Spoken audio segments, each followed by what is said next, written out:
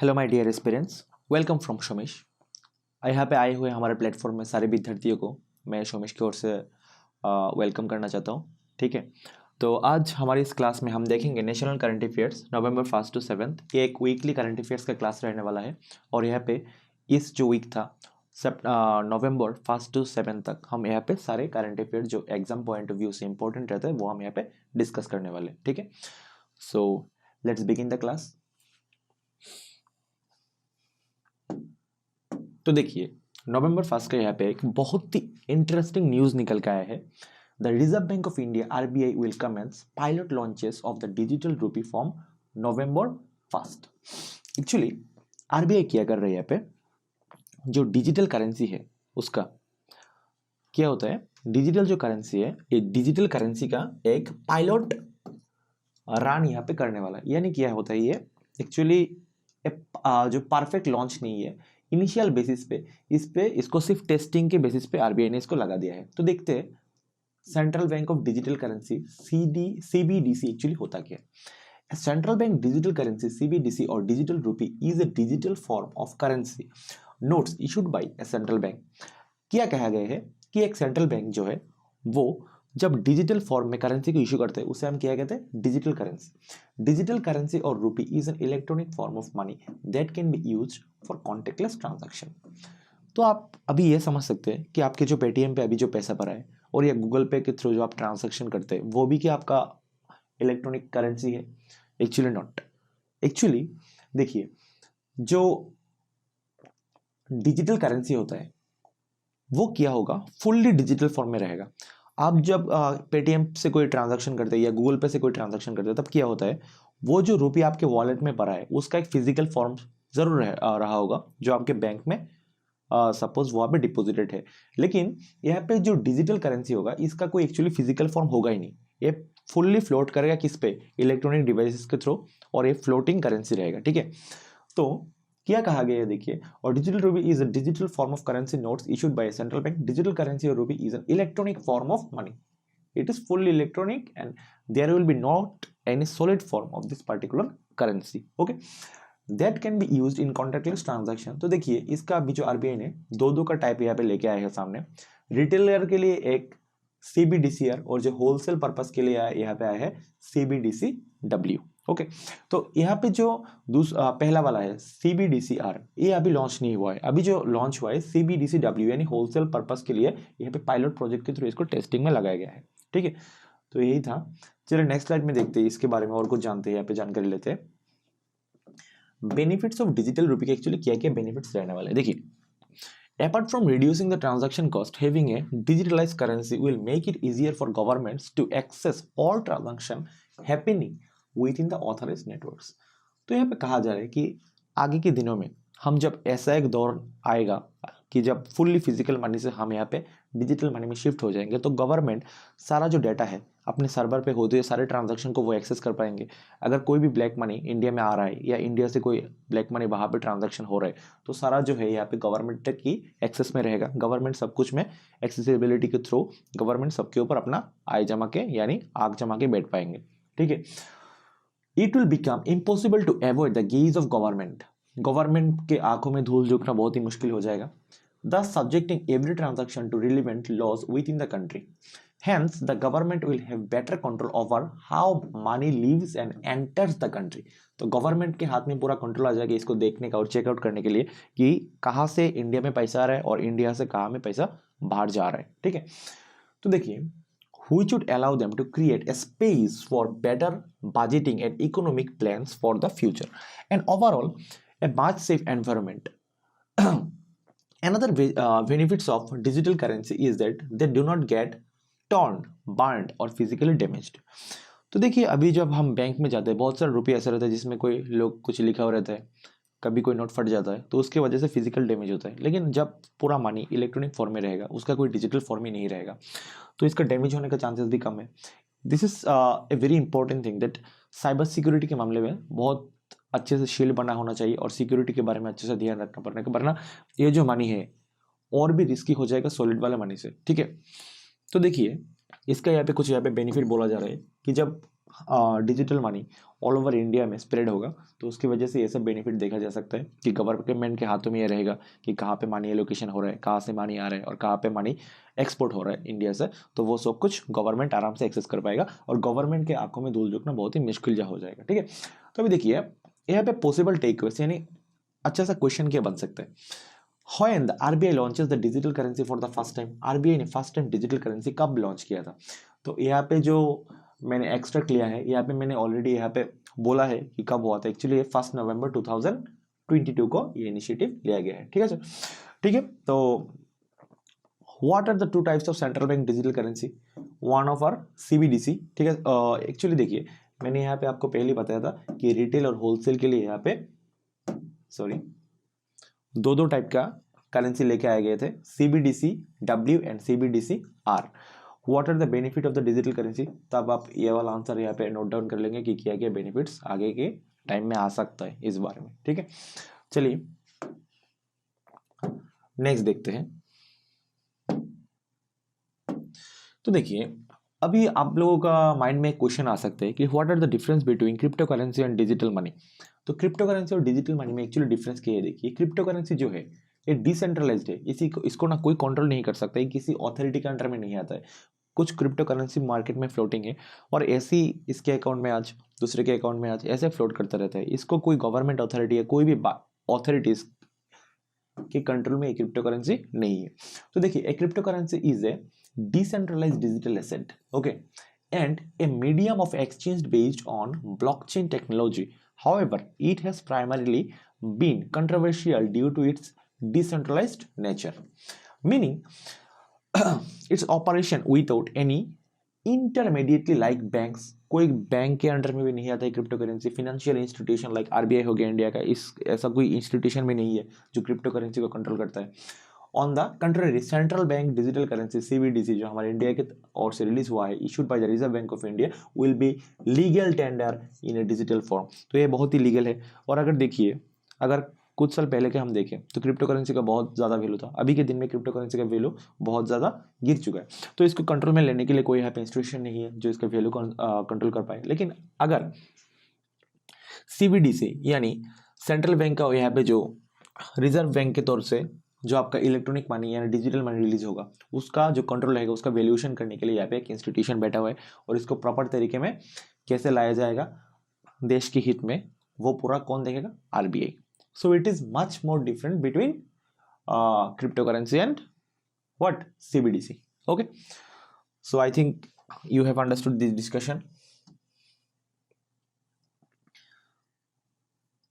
Actually, through the discussion of all that thing, like how the banking management are working, I have made a slide for you.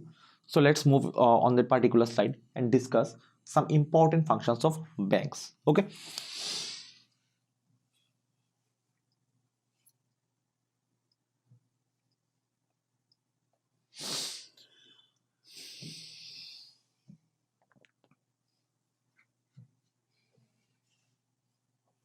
देखिए actually हमारे India में जब भी कोई inflation का दौर आता है तो वहाँ पे दो फंडा काम में आता है। गवर्नमेंट अगर इन्फ्लेशन को कंट्रोल करना चाहे तो वो क्या लाएंगे? Fiscal policy.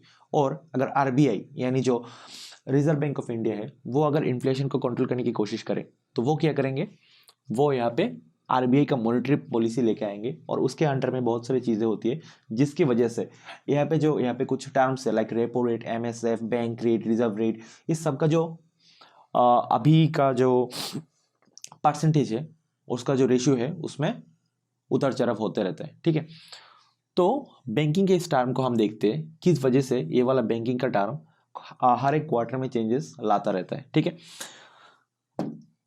तो पहले आप एक बात समझ लीजिए, यहाँ पे जो चार्ट में सबसे ऊपर है वो क्या है? RBI। ठीक है, सपोज हम एक नॉर्मल कस्टमर हो गया, सपोज आई एम, ठीक है, मैं एक नॉर्मल कस्टमर हो गया और मेरा एक अकाउंट है HDFC में। ठीक है, अकाउंट इन HDFC, और मैं चला गया कि HDFC में मुझे लोन दे दीजिए। ठीक है, तो HDFC मुझे लोन देगा। ओके, तो कभी कभी तो HDFC एक्चुअली जो बैंक में जो पैसा होता है वो किसका होता है? जनता का पैसा। तो कभी कभी ऐसा होता है कि HDFC के पास भी प्रॉपर पैसा नहीं होता है तो वो भी लोन मांगता है। किसके पास लोन मांगेगा? वो मांगेगा यहाँ पे देखिए लोन रेपो, यानी आरबीआई के ओर से जो जितने भी बैंक है, एसबीआई, एक्सिस, कुछ भी कह लीजिए, ये सब किसके पास से वो लोग लोन मांगेंगे? ये सब आरबीआई के पास से लोन मांगेंगे। जब भी इसको कोई मनी रिलेटेड प्रॉब्लम आ जाएगा बैंकों को, हम जब कस्टमर होंगे वो कहाँ पे जाएंगे? नॉर्मल बैंक पे। अभी ऐसा नहीं कि हम मेमो को उठा के चला गया आरबीआई पे मुझे लोन दे दीजिए, नहीं, ऐसे हम नहीं जा सकते। हम जो नॉर्मल कस्टमर है, एचडीएफसी, एसबीआई, एक्सिस, पीएनबी, ऐसे करके बहुत सारे बैंक पे हम जा सकते हैं और हमारा खाता खोल सकते हैं और वहाँ पे जाके हम रिक्वेस्ट लगा सकते हैं कि हमें लोन की जरूरत है। और अगर उन लोगों के पास मनी अवेलेबल ना हो तो वो लोग कहाँ से लोन लेंगे? आरबीआई से, ठीक है। तो देखिए आरबीआई जब इन सारे बैंकों को लोन प्रोवाइड करते हैं तो वो इन पे क्या लगाता है? रेपो रेट, ठीक है। यहाँ पे कॉन्सेप्ट क्या कह रहा था देखिए, रेपो रेट। ये कब होता है repo rate applied? When RBI given loan to any bank, okay. Then look what is MSF. देखो बात क्या होता है, एमएसएफ कब लिया जाता है?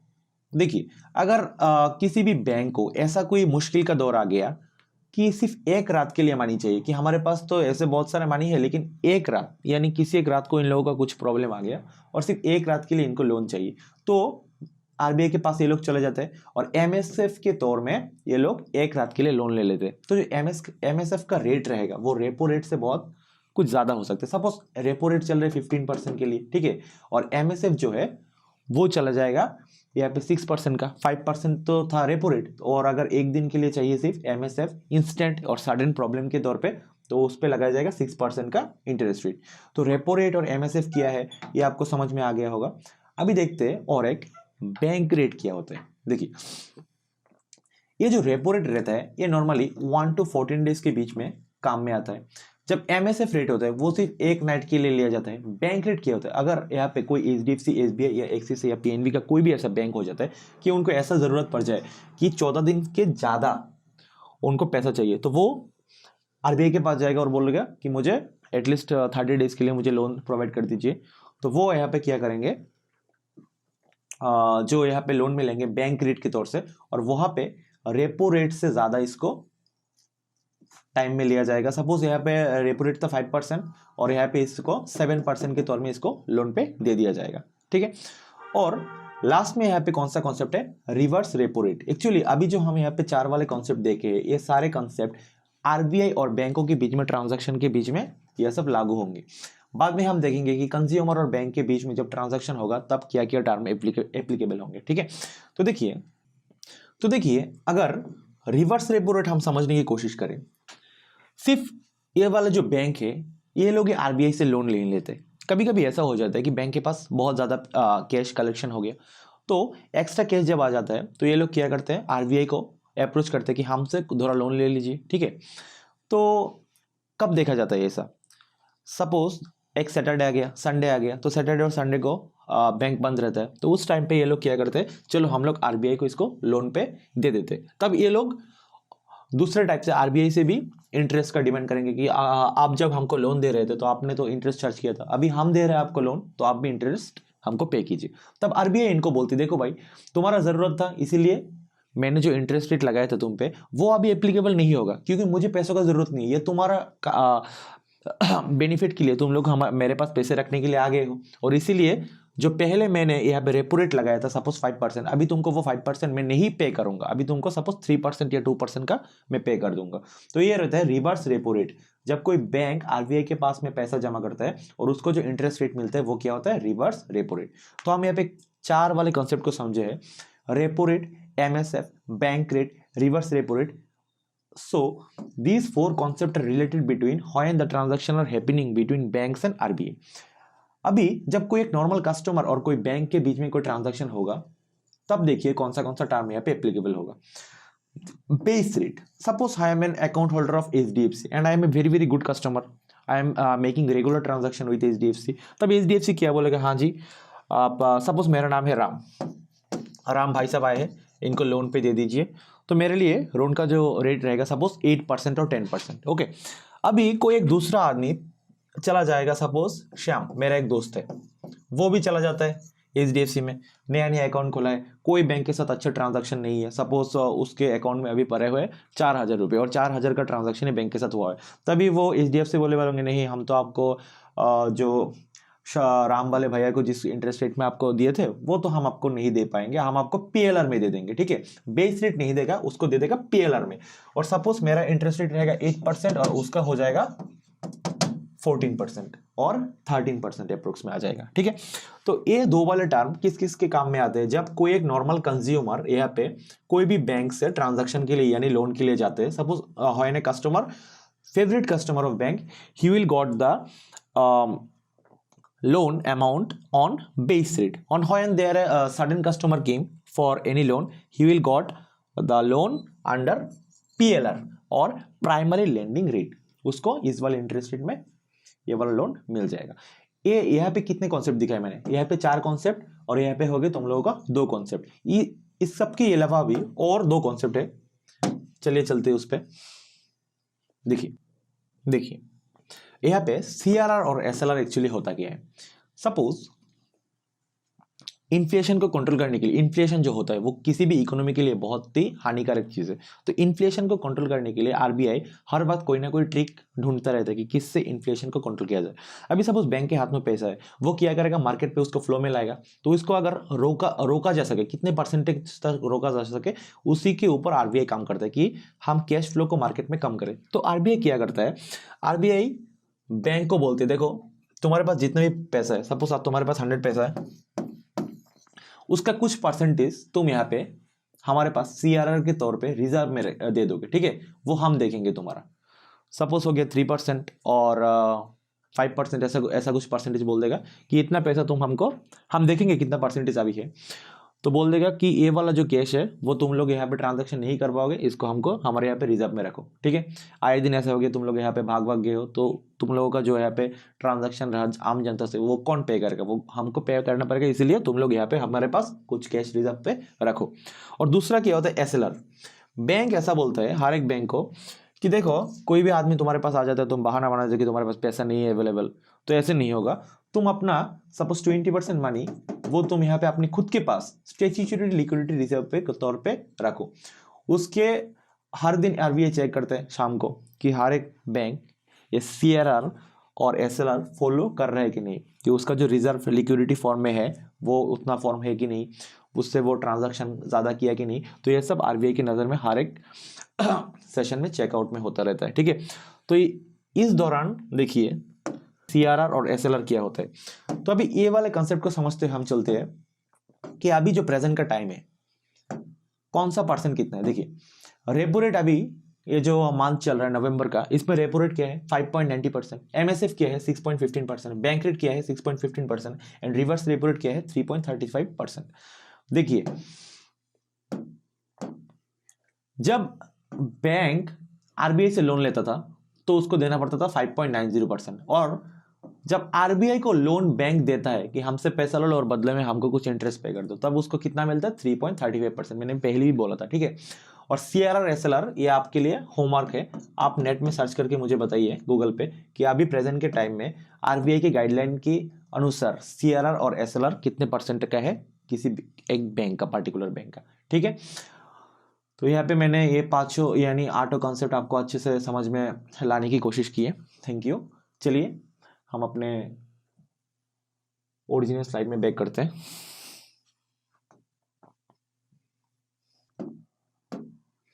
RBI purchase bill of exchanges from A commercial banks. तो आरबीआई कौन से रेट पे बिल ऑफ एक्सचेंज परचेज करता है किसी एक बैंक से? तो आपका आंसर हो जाएगा bank rate. Okay, bank rate क्या है ये कॉन्सेप्ट आप लोग जरा सर्च कीजिए, ठीक है।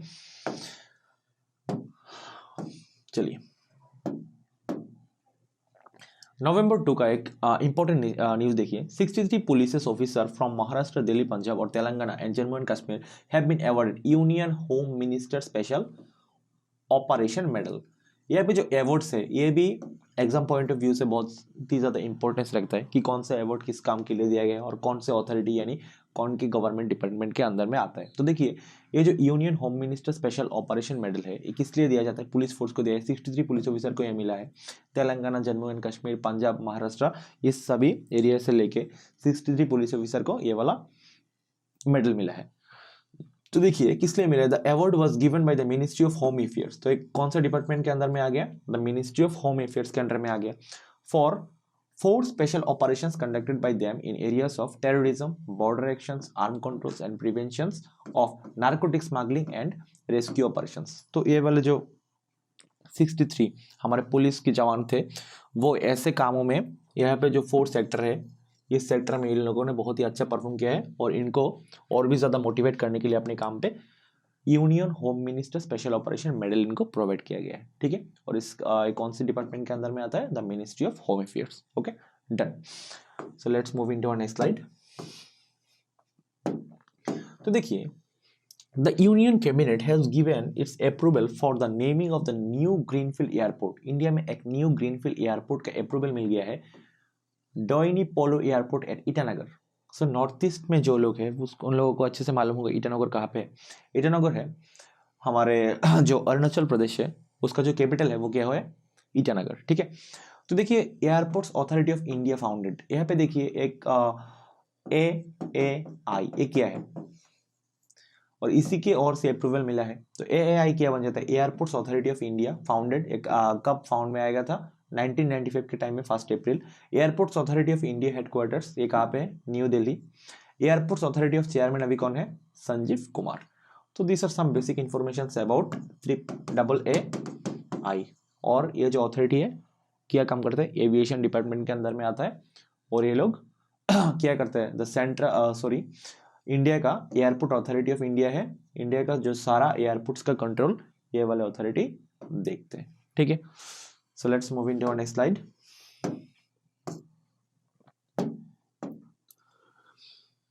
Finance minister launches biggest ever coal mine actions 141 mines. तो देखिए, यहाँ पे जो फिनेंस मिनिस्टर कौन है? हमारा सीतारमन जी। उन्होंने biggest coal mine auctions 141 mines को ऑक्शन में लाए हैं और इनका कहना है इस माइन के वजह से बहुत सारे स्टेट है जो एकदम डायरेक्टली हेल्प में आएंगे, ठीक है। झारखंड हो गया, छत्तीसगढ़ हो गया, उड़ीसा हो गया, मध्य प्रदेश हो गया। ये यहाँ पे जो मैंने स्टेट का यहाँ पे नाम एलोकेट किया है वो सब स्टेट यहाँ पे इस कोल माइन के दौरान अच्छे से प्रॉफिट बना पाएंगे और इनका रेवेन्यू जनरेशन भी अच्छे से हो पाएगा और इन लोगों को डायरेक्ट बेनिफिट मिल सकता है, ठीक है। ये हमारा सीतारमन जी का कहना है। तो ये क्या है? इंडिया का बिगेस्ट एवर कोल माइन है। 144 माइन को ऑक्शन में एक साथ में लाया जाएगा, ठीक है। चलिए नवंबर 4 का देख लेते हैं हम लोग। Prime minister Narendra Modi declared Mangarh Dham a national monument in the Banswara district Rajasthan. तो नेशनल मोन्यूमेंट के तौर पे इंडिया का जो मनगर है, ठीक है, मनगर धाम है, उसको नेशनल मोन्यूमेंट के तौर पे डिक्लेयर कर दिया है हमारे पीएम ने।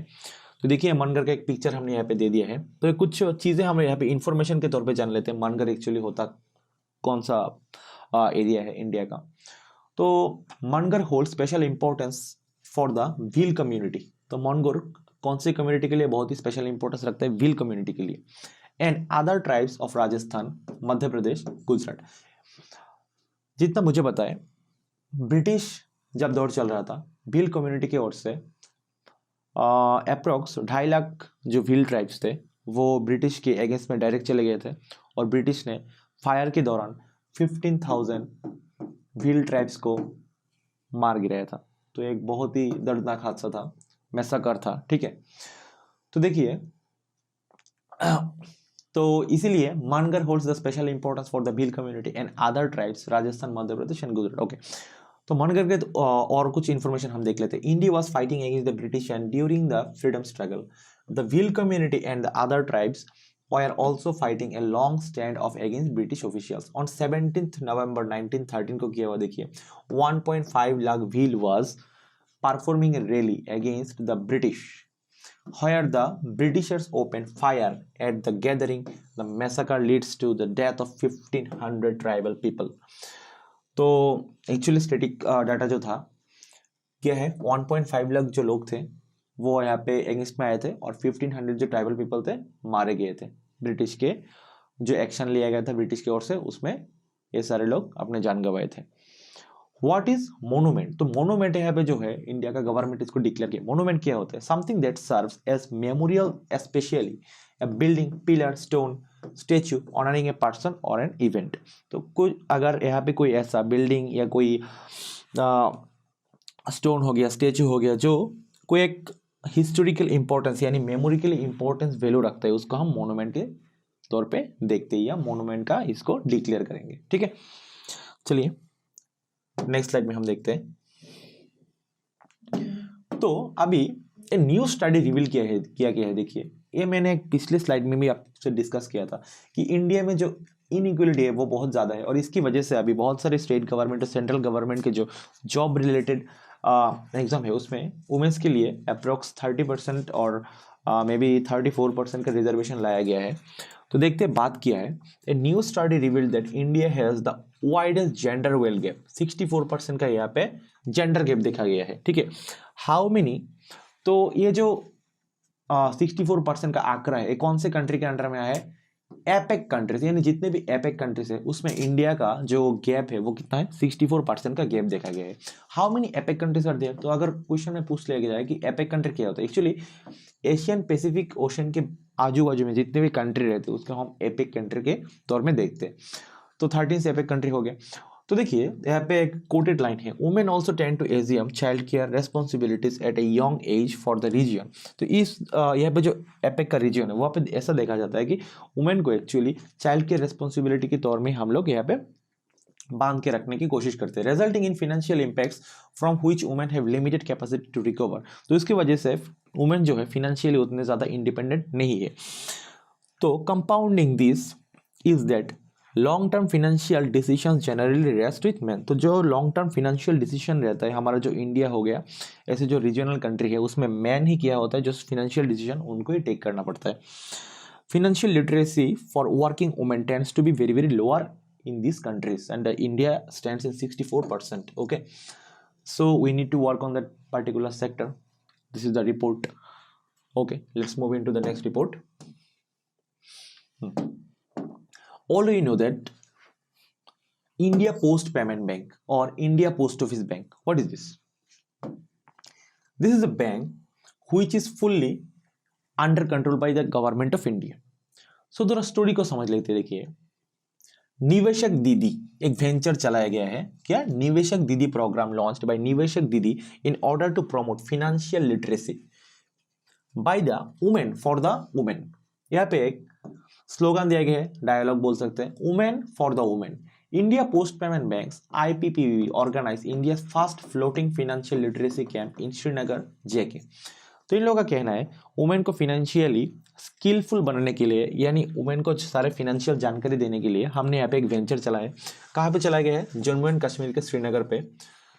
और ऐसा एक बैंक है जो फर्स्ट टाइम ऐसा कोई वेंचर या ऐसा कोई कैंपिंग चला रहा है। The Niveshak Didi initiative is founded on the principle of women for women, as rural women are better at ease discussing their concerns with another women. तो इस कैंपिंग की वजह से इनका कहना है कि एक वुमेन जब दूसरे वुमेन से बातचीत करेंगे, फिनेंशियल रिलेटेड स्किल डेवलप करने की कोशिश करेंगे, तो वुमेन फॉर वुमेन एक यूनिटी बनेगा और सारे वुमेन एक साथ मिलके, आए दिन SHG ग्रुप हो गया और बहुत सारे ऐसे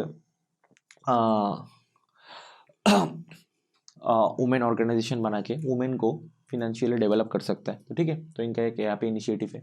तो यहाँ पे हम इंडिया पोस्ट पेमेंट बैंक का कुछ इन्फॉर्मेशन देखते हैं। It was founded under the department of post of the ministry communication and the government of India. तो ये इंडिया का जो ministry of communication and the government of India के under में आता है। ठीक है, पोस्ट डिपार्टमेंट के अंडर आता है। The bank was founded with the goal of creating India's most approachable, inexpensive and reliable bank for the average person. तो इसको किस लिए बनाया गया है? अच्छे से ये वाला इनएक्सपेंसिव होगा कि इसमें जो हम बहुत ज़्यादा चार्जेस नहीं लगाएंगे और हर एक इंडिया का जो आदमी है, हर एक इंडिया का जो नागरिक है इसका फैसिलिटी ले पाए, बैंकिंग फैसिलिटी का, और इसीलिए इंडिया पोस्ट पेमेंट बैंक को काम में लिया गया है। ठीक है, चलिए नेक्स्ट रिपोर्ट चेकआउट करते हैं। तो देखिए अगला जो न्यूज़ है, UIDAI, all of you known about this word and all of you are heard that what is UIDAI? It is a website, the Unique Identification Authority of India. ठीक है, presented the brand new AI chatbot। तो इनका कहना है हम हमारा जो website है, पहले से तो वेबसाइट था, उसमें हम एक चैटबॉट ऐड कर रहे हैं। चैटबॉट क्या है? अगर आप SBI की किसी भी वेबसाइट पे या आजकल के जो फ्लिपकार्ट हो गया, अमेजोन हो गया, वहाँ पे आप जाएंगे तो ऑटोमेटिक वहाँ पे एक चैट का आइकॉन बना रहेगा, वहाँ पे अगर आप चैट करने की कोई कोशिश करेंगे वहाँ से ऑटोमेटेड रिप्लाई आपको मिलेगा। तो एक ऑटोमेटिक चैट बॉट है जिसमें जो पब्लिक होता है उसका जो सिटीजन होता है उसका पॉसिबल क्यूरीज को यहाँ पे लिस्ट किया जाता है, और अगर कोई ऐसे पॉसिबल क्यूरीज पूछ लेता है तो उसका जो पॉसिबल आंसर रहता है वो यहाँ पे प्रोवाइड किया जाता है। ठीक है, तो ये एक एआई बेस्ड आर्टिफिशियल इंटेलिजेंस के तौर पे ये काम करेगा। इंटेलिजेंस को काम में लेके ये लोगों से ऑटोमेटिकली बातचीत कर सकता है। ठीक है, बहुत सारे जानकारी प्रोवाइड कर सकते हैं एक आम आदमी को। तो देखिए इंपॉर्टेंट टेकअवेज इसमें किया आ जाता है। Futures of the new chatbot Aadhaar Mitra include the capacity to monitor the status of Aadhaar PVC cards. तो बहुत सारे लोग ऐसे होते हैं जो आधार का पीबीसी कार्ड के लिए ऑर्डर प्लेस करते हैं, तो उसका पीबीसी कार्ड का अभी प्रेजेंट स्टेटस कहाँ है, वो कहाँ पे है, तो इसको ट्रैक भी कर सकते हैं चैटबॉट। आधार एनरोलमेंट अपडेट, आपका आधार एनरोलमेंट हुआ कि नहीं, उसका अपडेट स्टेटस क्या है, वो सब भी ये चैटबॉट क्या करेगा, आपको स्टेटस बताएगा अगर आपको उसमें क्यूरीज डालेंगे। It can be accessed from the UIDAI website's homepage and the resident portal. ठीक है, users can start a conversation with the chatbot by clicking on the Ask Aadhaar. ठीक है, तो ये जो chatbot रहेगा उसमें क्या लिखा रहेगा, Ask Aadhaar. I am definitely going to check this and you should also. तो देखिए November 7 में यहाँ पे the Ministry of Education announced that this year India will celebrate जनजातीय गौरव दिवस। और ये जो प्रोग्राम है जनजातीय गौरव दिवस है कौन से डिपार्टमेंट की तरफ से लाया जाएगा, एजुकेशन डिपार्टमेंट की तरफ से। ठीक है, grand manner in school and higher education institution on 15 November 2000। Actually क्या है देखिए, the government declare 15 November as Janjatiya Gaurav दिवस। ये 15 नवंबर को और एक भी इंपॉर्टेंट चीज है, देखिए देखेंगे हम, dedicated to the memory of brave tribal freedom fighters. तो जो हमारे ट्राइबल कम्युनिटीज के फ्रीडम फाइटर रहे उनके मेमोरीज में क्या पालन किया जाएगा यहाँ पे हर एक स्कूल में, जनजातीय गौरव दिवस। ठीक है, 15 नवंबर को रखा जाएगा। 15 November is the birth anniversary of Birsa Munda. I am already talked about that. Who is revered Bhagwan by tribal communities across the country. Birsa Munda was an iconic freedom fighter, social reformer and reverse tribal leader of the country. अभी जो झारखंड का area है वो पिछले जब इंग्रज का time था वहाँ पे क्या होता था, वो बंगाल प्रेसिडेंसी हुआ करता था, और बंगाल प्रेसिडेंसी में यहाँ पे जो बिरसा मुंडा था उन्होंने वहाँ पे रिवोल्ट कर दिया था और जो इंग्रज लोग थे उसका बहुत हाल बिगाड़ा था।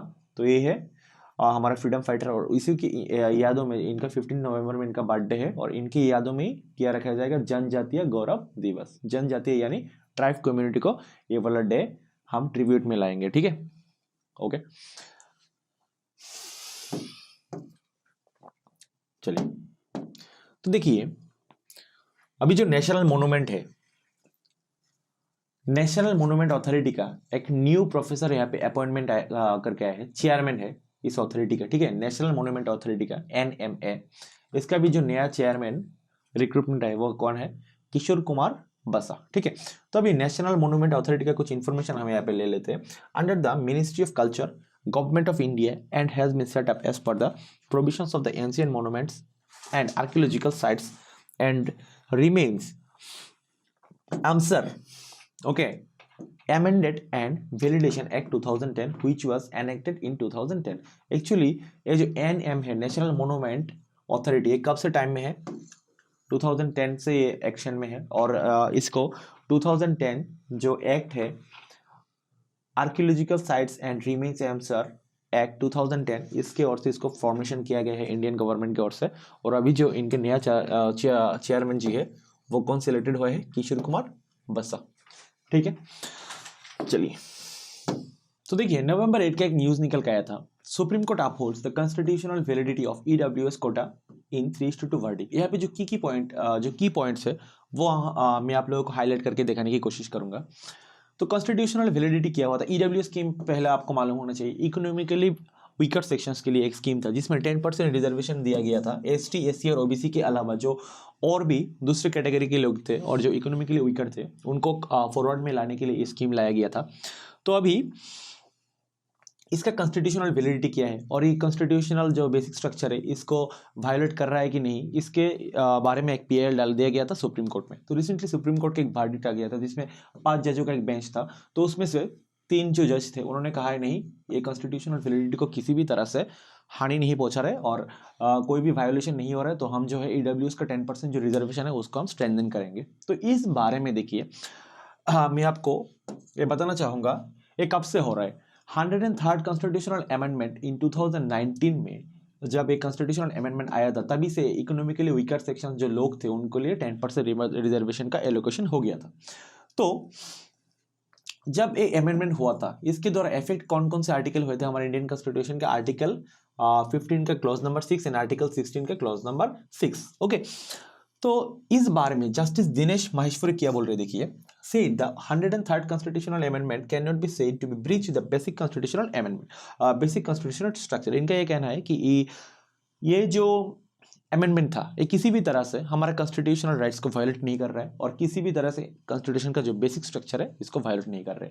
और चीफ जस्टिस ऑफ इंडिया जो यूयू लड़ी थे, इनका ये कहना है कि हमको अच्छे से आइडेंटिफिकेशन के बारे में ध्यान देना चाहिए। जो बैकवर्ड क्लासेस है तो आइडेंटिफिकेशन जो मेथड है वो अच्छे से देखना चाहिए और उसके बाद ही रिजर्वेशन प्रोवाइड करना चाहिए। The idea of doctor Ambedkar was to bring reservation for only 10 years but it has continue. तो एक्चुअली ये सिर्फ ओनली 10 years के लिए था जब इंडिया इंडिपेंडेंट हुआ था, देन इसको और भी कंटिन्यू और स्ट्रेंथन किया गया है। तो यही पूरा मामला है। इसके बाद मैं आपको एक स्लाइड दिखाना चाहूंगा जिसमें और भी कुछ इंपॉर्टेंट पॉइंट्स रहेगा। देखिए, तो वो जो पिछला वाला स्लाइड था उसमें ऐसा कहा गया है कि ईडब्ल्यूएस का जो रिजर्वेशन था वो क्या किसी भी तरह से जो बेसिक स्ट्रक्चर है उसको क्या वायोलेट कर रहा है। तो एक्चुअली बेसिक स्ट्रक्चर होता क्या है? बेसिक स्ट्रक्चर किसी भी जगह पे इंडिया के कॉन्स्टिट्यूशन में लिखा नहीं हुआ है कि बेसिक स्ट्रक्चर एक्चुअली होता क्या है। तो देखिए, the constitutional bench in Kesavananda Bharati case ruled by a 7-6 verdict that Parliament could amend any part of the Constitution so long as it did not alter or amend the basic structure of the essential features of the Constitution। तो एक verdict आया था Kesavananda Bharati versus the union of state. तो उसके दौरान जिस case supreme court में गया था तो उसमें बोला गया था कि जो पार्लियामेंट है वो कॉन्स्टिट्यूशन को उस हद तक ही अमेंड कर सकता है जब तक कि बेसिक स्ट्रक्चर में कोई प्रॉब्लम ना आ जाए। तो एक्चुअली देखिए, बेसिक स्ट्रक्चर तो ऐसे परफेक्टली बोला नहीं गया है कि क्या है, लेकिन सुप्रीम कोर्ट के आए दिन जितने भी जजमेंट थे उसके द्वारा हम थोड़ा बहुत अंदाज लगा सकते हैं कि बेसिक स्ट्रक्चर एक्चुअली होता क्या है। However, the court did not define the term basic structure and only listed a few principles: federalism, secularism, democracy as being its part. The basic structure doctrine has since been interpreted to include, देखिए क्या क्या होता है, the supremacy of the constitution, यानी constitution के ऊपर और कुछ नहीं होता है। The rule of law, law के ऊपर कोई नहीं है। Independence of the judiciary, judiciary में कोई भी दूसरा डिपार्टमेंट का उसमें दबाव नहीं डाला जा सकता। Doctrine of separation of powers, सारे डिपार्टमेंट का पावर इंडिविजुअली सेपरेट रहेगा। सॉवरेन डेमोक्रेटिक रिपब्लिक होगा इंडिया एक नेचर से। The parliamentary system of government, government का पार्लियामेंट्री सिस्टम होगा। अभी कोई एक नया पार्टी अगर रूलिंग में आ जाता है और वो ऐसा अमेंडमेंट लाता है कि हमारा जो पार्लियामेंट्री सिस्टम है वो नहीं रहेगा, ठीक है, ऐसा तो नहीं होगा और हम यहाँ पे लाइक तानाशाह की तरह राज करेंगे, ऐसा कुछ नहीं है, यहाँ पे नहीं बन सकता। तो ये बेसिक स्ट्रक्चर ऑफ डॉक्ट्रिन का वायोलेशन हो जाएगा और ये जब वर्डिक्ट सुप्रीम कोर्ट में जाएगा डायरेक्टली इसको रद्द कर दिया जाएगा, ठीक है। तो और देखिए क्या क्या पार्ट है। The principle of free and fair elections, ठीक है, अभी इलेक्शंस जो है वो फ्री एंड फेयर इलेक्शंस होना चाहिए। वेलफेयर स्टेट होना चाहिए, ठीक है, आदर्स नेशन होना चाहिए, ठीक है। तो ये था बेसिक स्ट्रक्चर का कुछ मैंने यहाँ पे डिटेल्स आप लोगों को शो करना चाहता। तो ये है बेसिक स्ट्रक्चर। ऐसे तो एक्चुअली बोला कहीं नहीं गया है कि एक्चुअली बेसिक स्ट्रक्चर होता क्या है, ये द्वारा हम अंदाज लगा सकते हैं जो आए दिन जो सुप्रीम कोर्ट की जो जजमेंट आए थे, ठीक है। तो चलिए नेक्स्ट स्लाइड में देखते हैं। तो ये भी सुप्रीम कोर्ट रिलेटेड एक आर्टिकल है। हमारा जो नया CGI है, देखिए कौन है, जस्टिस DY चंद्रचूड़, ठीक है, to take oath as new chief justice of India.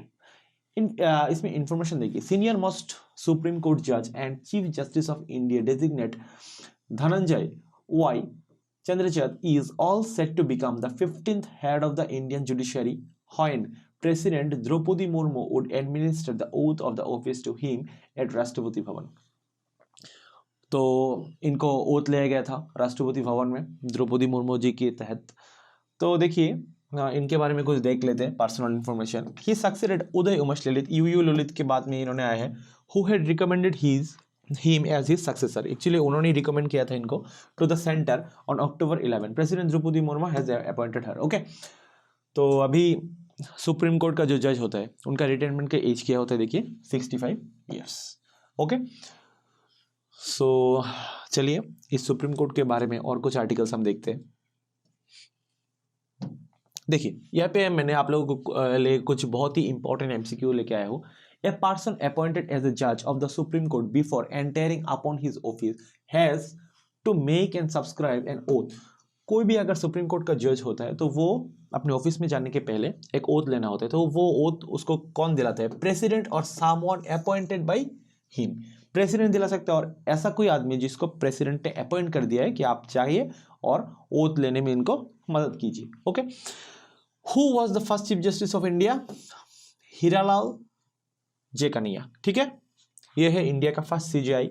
A supreme court जज can resign from his office by writing to the. Supreme court का अगर कोई जज रिजाइन करना चाहिए वो तो उसका रिजाइन कहाँ पे देगा? वो प्रेसिडेंट के पास. ठीक है, resignation letter. In which of the following judgement did the supreme Court put a cap on the upper limit of the quota of reservation? तो कुछ ही देर पहले हमने रिजर्वेशन के तहत कुछ आर्टिकल्स देखे थे जहाँ पे हमने ईडब्ल्यूएस के बारे में बात किया था. तो ईडब्ल्यूएस का कोटा, और अगर बोला जाए कि रिजर्वेशन का कोटा, तो कब सुप्रीम कोर्ट ने बोल दिया था कि 50% के ऊपर ऑलराउंड में नहीं जाना चाहिए? ये कोटा कब लगाया गया था, यानी जो कैप लगाया गया था, अपर कैप, वो लगाया गया था इंदिरासानी versus the union of state of India के, तब जाके ये कैप लगाया गया था. ठीक है, सो these MCQs are very very important and in many exams from polity part these MCQs are came in the exam. Okay, let's move into our next slide. So in November 11 center unveils India's first national respiratory for life science data. तो actually India ने अपना एक खुद का database बनाया है जिसके दौरान हम देख पाएंगे अगर कोई नया डिजीज आ जाता है. देखिए जब कोरोना आया था तो उनको रिकॉग्नाइज करने में हमको बहुत टाइम लग गया था. तो अभी क्योंकि उसका जीनोम कोड हमको अच्छे से मालूम नहीं था, आरएनए और डीएनए का जो जीनोम कोड होता है, लेकिन अभी इंडिया ने अपना first national respiratory of life science database बनाया है. देखिए information, India first national respiratory for life science data was unveiled by science and technology minister. तो साइंस एंड टेक्नोलॉजी मिनिस्टर कौन हो गया यहाँ पे? Jitendra Singh. The national respiratory for life science data was generated from publicly funded research in India. तो एक publicly model research base है. The Indian biological data centre IBDC was established at the regional biotechnology center. It has a storage capacity of 4 petabytes and is also home to the Brahma high performance computing facility. तो उसमें जो computer लगाया गया था उसमें क्या है? ब्रह्म नाम के एक कंप्यूटर लगाया गया था जो बहुत ही हाई फैसिलिटी और हाई एफिशिएंसी का एक कंप्यूटर है.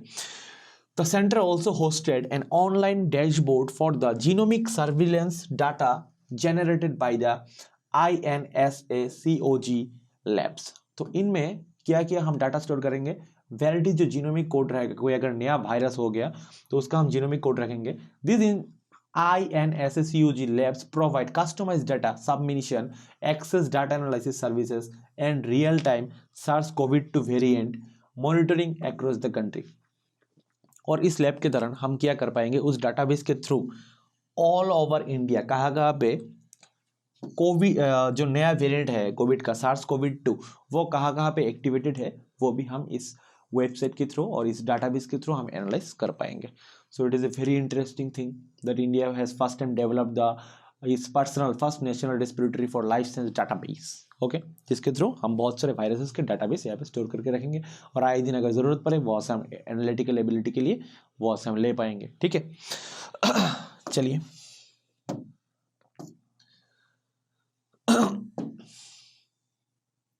नवंबर 11 का रिपोर्ट है ओडिशा से. ठीक है, वहाँ पे एक मिलेट डे सेलिब्रेट होगा. कहाँ पे होगा?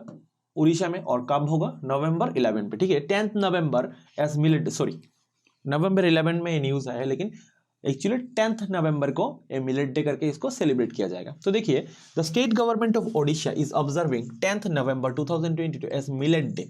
तो एक्चुअली मिलेट होता क्या? मिलेट एक ऐसा प्रोडक्ट है, ऐसा फूड ग्रेन है जिसमें बहुत तरह तरह के न्यूट्रिएंट्स होते. तो देखिए information, millets are rich source of protein, fiber, minerals, iron and calcium. To revive millet cultivation, the government of India announced an allocation of 300 crore. तो मिलेट कल्टीवेशन के लिए गवर्नमेंट ऑफ इंडिया ने 300 करोड़ रुपया का यहाँ पे अमाउंट इन लोगों को प्रोवाइड किया है। 2011 से 12 का ये डाटा है, बहुत दिन पहले का डाटा है। राष्ट्रीय कृषि विकास योजना जो इसके तहत यहाँ पे मिलेट के लिए जो ये 300 करोड़ प्रोवाइड किए गए थे। तो देखिए ये जो मिलेट डे है इसको मनाने का जो बड़ा मकसद है, ऑब्जेक्टिव है, देखिए the primary aim to celebrating the day is to promote millets as a highly nutritious and eco friendly food. एक हाईली न्यूट्रिएटिव फूड है और बहुत ही इको फ्रेंडली भी है। तो इसको प्रमोट करने के लिए ये वाला जो स्कीम यहाँ पे लाया गया है और ये डे सेलिब्रेट किया जा रहा है, मिलेट डे। इनका अगर ये बहुत सारा सक्सेसफुल होता है तो इसको आप क्या कर पाएंगे, उड़ीसा वाले बाहर के जो कंट्री बोल सकते हैं, बाहर के जो स्टेट है वहाँ पे भी एक्सपोर्ट कर पाएंगे अगर बड़े पैमाने पे इसका कल्टीवेशन होता है वहाँ पे। तो उड़ीसा के कुछ डिटेल्स हम देख लेते हैं। उड़ीसा का कैपिटल क्या है, भुवनेश्वर। उड़ीसा का अभी प्रेजेंट चीफ मिनिस्टर कौन है, नवीन पटनायक जी। और उड़ीसा का गवर्नर कौन है, गणेशी लाल। ठीक है, तो मिलेट एक बहुत ही अच्छा फूड ग्रेन है। उसका कुछ पिक्चर भी मैं आपको लोगों को दिखाना चाहूँगा। ये देखिए मिलेट का कुछ अच्छा पिक्चर यहाँ पे है। मिलेट सिर्फ एक टाइप का नहीं होता है, मिलेट बहुत सारे टाइप का होता है। जब ये कल्टीवेशन के दौर में रहता है तभी ऐसे दिखता है, एट द टाइम ऑफ जब क्रॉपिंग होता है तो ये ऐसा दिखेगा, और जब फाइनल प्रोडक्ट तैयार होके आता है तो ऐसे बहुत सारे तरह तरह के मिलेट्स हम अल्टीमेटली देख पाते हैं। ओके, चलिए नेक्स्ट चलते हैं। तो नवंबर 11 में देखिए Bihari Puraskar to noted writers Madhu Kankaria and doctor Madhav Hada. तो एक्चुअली पिछले स्लाइड में जो हम देखे थे मिलेट डे, तो क्वेश्चन ऐसे बन सकता है कि मिलेट डे कौन से स्टेट में फेस्टिव की तरह में सेलिब्रेट होएगा, यानी कौन से स्टेट से ये एसोसिएटेड है मिलेट डे, तो आपका आंसर हो जाएगा उड़ीसा। तो ऐसे करके क्वेश्चन बन सकता है। तो अभी देखिए बिहारी पुरस्कार ये किस वजह से, यानी किस सोर्स में, यानी किसको ये दिया जाएगा और किस फॉर्म में और किस स्टेज में और किस पार्टिकुलर थिंग के लिए इसको प्रोवाइड होगा, ये हम देखेंगे यहाँ पे।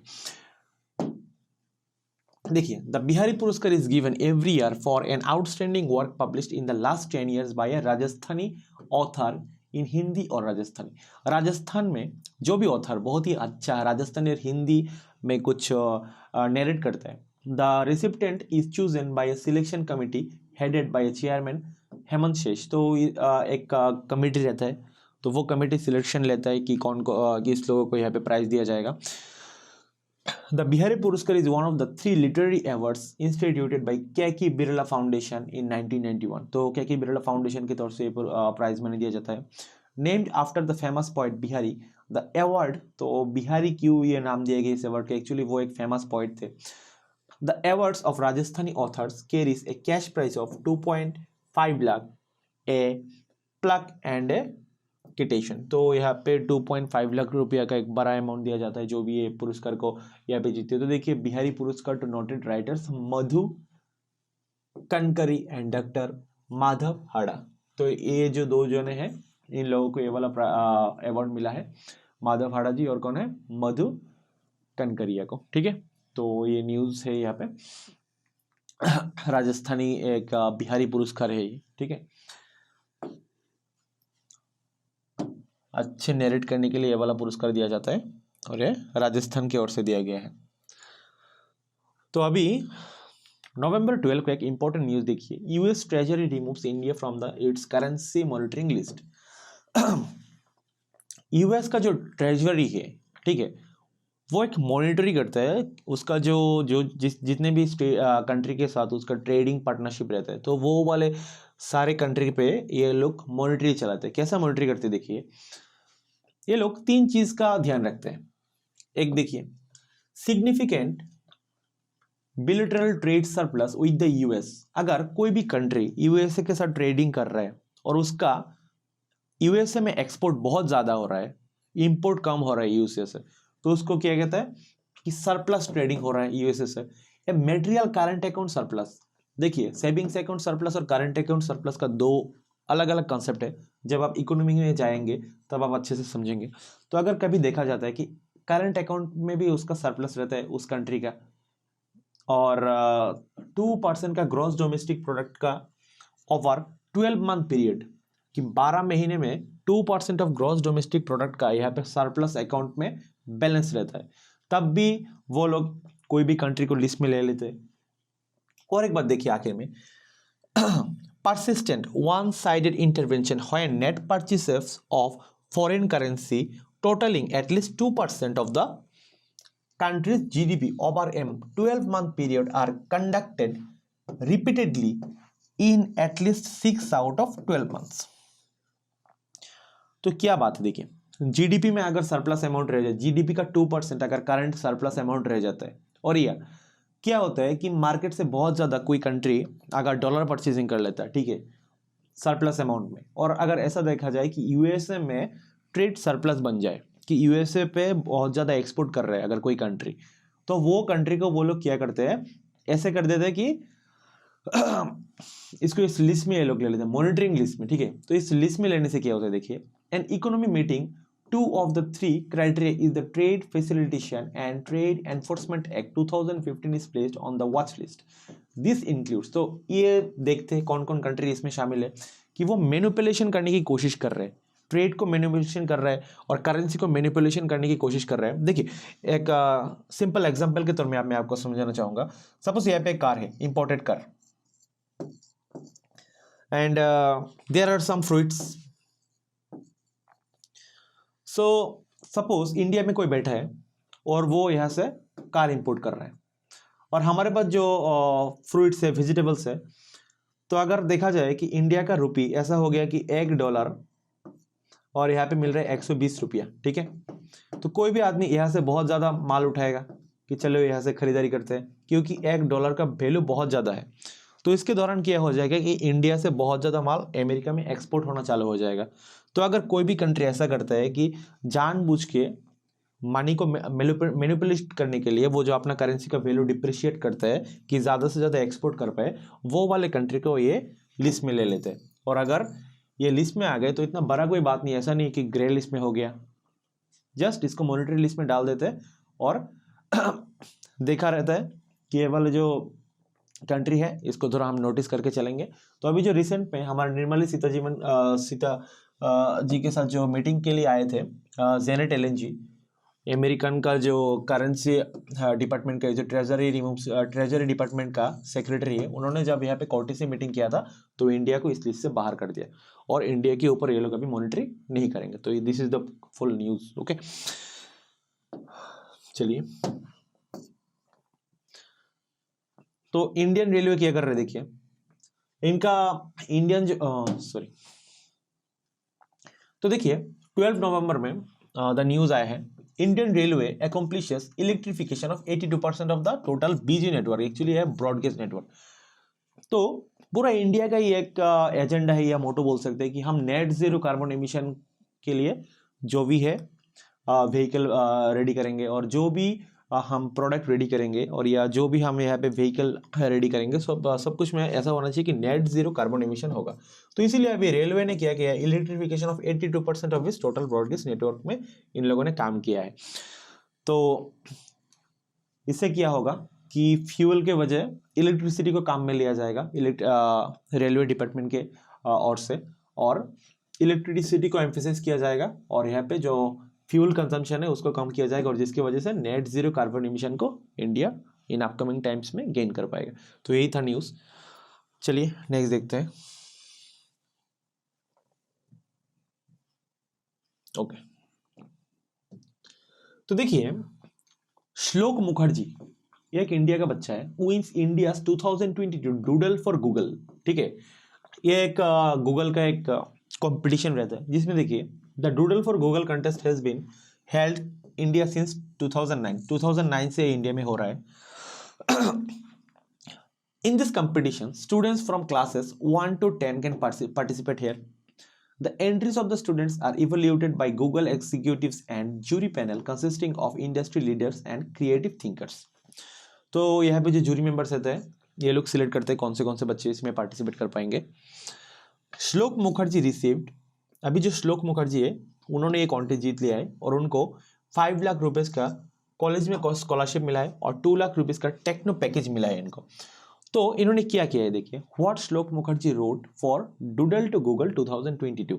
तो एक्चुअली इस बार जो गूगल का थीम था ये वाला कॉन्टेस्ट का, तो थीम किया था in the next 25 years my India will, next 25 years में इंडिया का क्या पोजीशन रहने वाला है। तो इन्होंने क्या लिखा है देखिए, व्हाइल शेयरिंग हिज डूडल श्लोक Mukherjee road in the next 25 years my India will have scientist develop while sharing this doodle their economic friendly robot for humanity betterment। तो इन्होंने क्या किया है, क्या बोला ये बच्चे ने कि अपकमिंग टाइम में इंडिया जो है साइंटिफिक फील्ड में बहुत ज़्यादा डेवलप करेगा और ह्यूमैनिटीज बेटरमेंट के लिए इको फ्रेंडली रोबोट तैयार करेगा, ठीक है। India will have regular intelligence travel from earth to space, earth to जो स्पेस में हो रहा है उसमें भी बहुत इंडिया अच्छा काम करेगा इन अपकमिंग टाइम में। Will develop more in the field of yoga and Ayurveda. तो इसके लिए तो इंडिया बहुत पहले से ही फेमस है कि इंडिया का Ayurveda all over the world बहुत ही फेमस रहा है। तो इन अपकमिंग टेस्ट में योगा और आयुर्वेदा के सेक्टर में भी इंडिया बहुत ज़्यादा ग्रो कर पाएगा। तो ये जो बच्चा था ये 3-4 फील्ड यहाँ पे मेंशन किया है कि साइंटिफिक फील्ड में रोबोटिक्स में काम होगा, स्पेस रिसर्च में अच्छे से डेवलपमेंट होगा और योगा और आयुर्वेदा में भी इंडिया इन अपकमिंग टाइम्स बहुत अच्छे से ग्रो कर पाएगा। तो अभी ये वाला पूरा यहाँ पे मसला था और इसमें जो श्लोक मुखर्जी है इसने बहुत अच्छा परफॉर्म किया है और इसने प्राइज मनी एक्वायर कर लिया, ठीक है। चलिए, और अभी जो इस साल में जो डूडल फॉर गूगल का उसमें थीम किया था वो भी आप देख लेना, in the next 25 years my India will. Okay, चलिए नेक्स्ट देखते हैं। तो देखिए, PM Modi unveiled 108 feet tall statue of prosperity, ठीक है। तो अगर आपको पूछा जाए स्टेच्यू ऑफ प्रॉस्पेरिटी का हाइट कितना है, 108, और कब इनॉग्रेशन हुआ था, नवंबर 14 को इनॉग्रेशन हुआ था। Prime minister Narendra Modi unveiled 108 feet of tall bronze statue of Shri Nadaprabhu Kempegowda in Bengaluru, ठीक है। The statue of prosperity is made to commemorate the contribution of Nadaprabhu Kempegowda who is the founder of Bengaluru. तो ऐसा कहा जाता है कि बेंगलुरु का जो ओरिजिनल फाउंडर था वो ये थे नडप प्रभु जी। तो इनके कंट्रीब्यूशन में कॉमेमोरेट करने के लिए यानी इनकी याद में यह वाला जो यहाँ पे स्टेच्यू बिल्डअप किया गया है और इसका जो हाइट है कितना है, 108 फीट का। चलिए, यही न्यूज था और पीएम मोदी ने इसका इनॉग्रेशन किया है। देखिए, नवंबर 14 का और एक न्यूज है, Kerala tourism own responsible tourism global award. Kerala का टूरिज्म बहुत ज़्यादा फेमस है, वहाँ पे बहुत ज़्यादा हाउस बोट रहता है। वो टूरिज्म के टाइम में, समर के टाइम में बहुत ज़्यादा लोग यहाँ पे घूमने के लिए जाते हैं। तो the Kerala tourism has bagged the prestigious responsibilities tourism global award at the world travel mart held in London. तो इनको बहुत ही एक प्रेस्टिजियस अवार्ड मिला है जो लंदन में रिसेंटली हुआ था। State tourism minister PA Mohammad Riaz received the award on behalf of the department at London. The award was given for the street project implemented by the Responsible Tourism Mission under the Kerala government.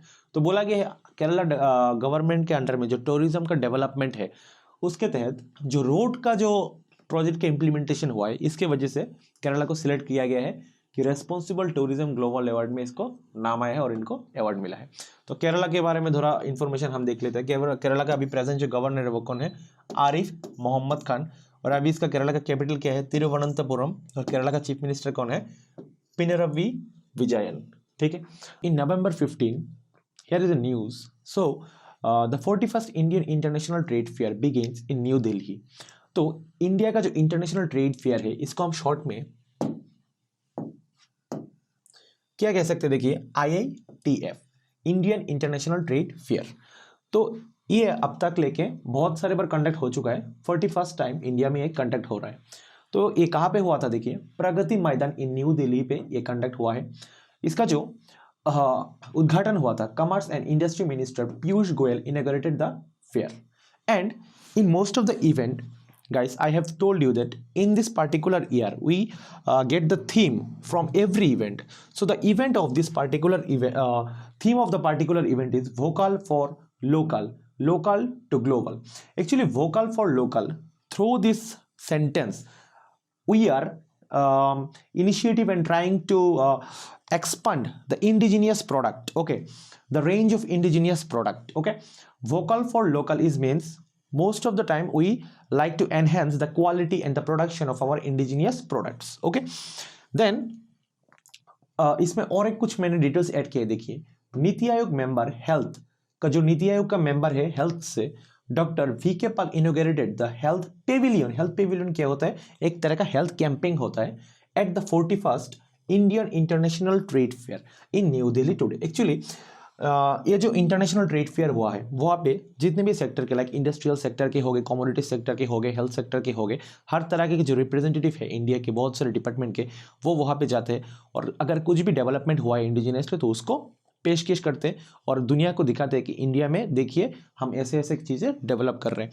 तो यहाँ पे जो हमारा health sector से जो हमारा नीति आयोग का member है डॉक्टर वीके पॉल जी, उन्होंने किया कि देखिए एक हेल्थ पेविलियन का इनॉग्रेशन किया है और इसमें इन्होंने जो थीम रखा है heal in India and heal by India. Again we are promoting the indigenous product like look here heal by India. So we like to demonstrate the Indian medical equipments and Indian medical enhancement. Okay. So through this slide, I am going to, I have given a proper discussion on IITF. Okay, so let's see in the next topic.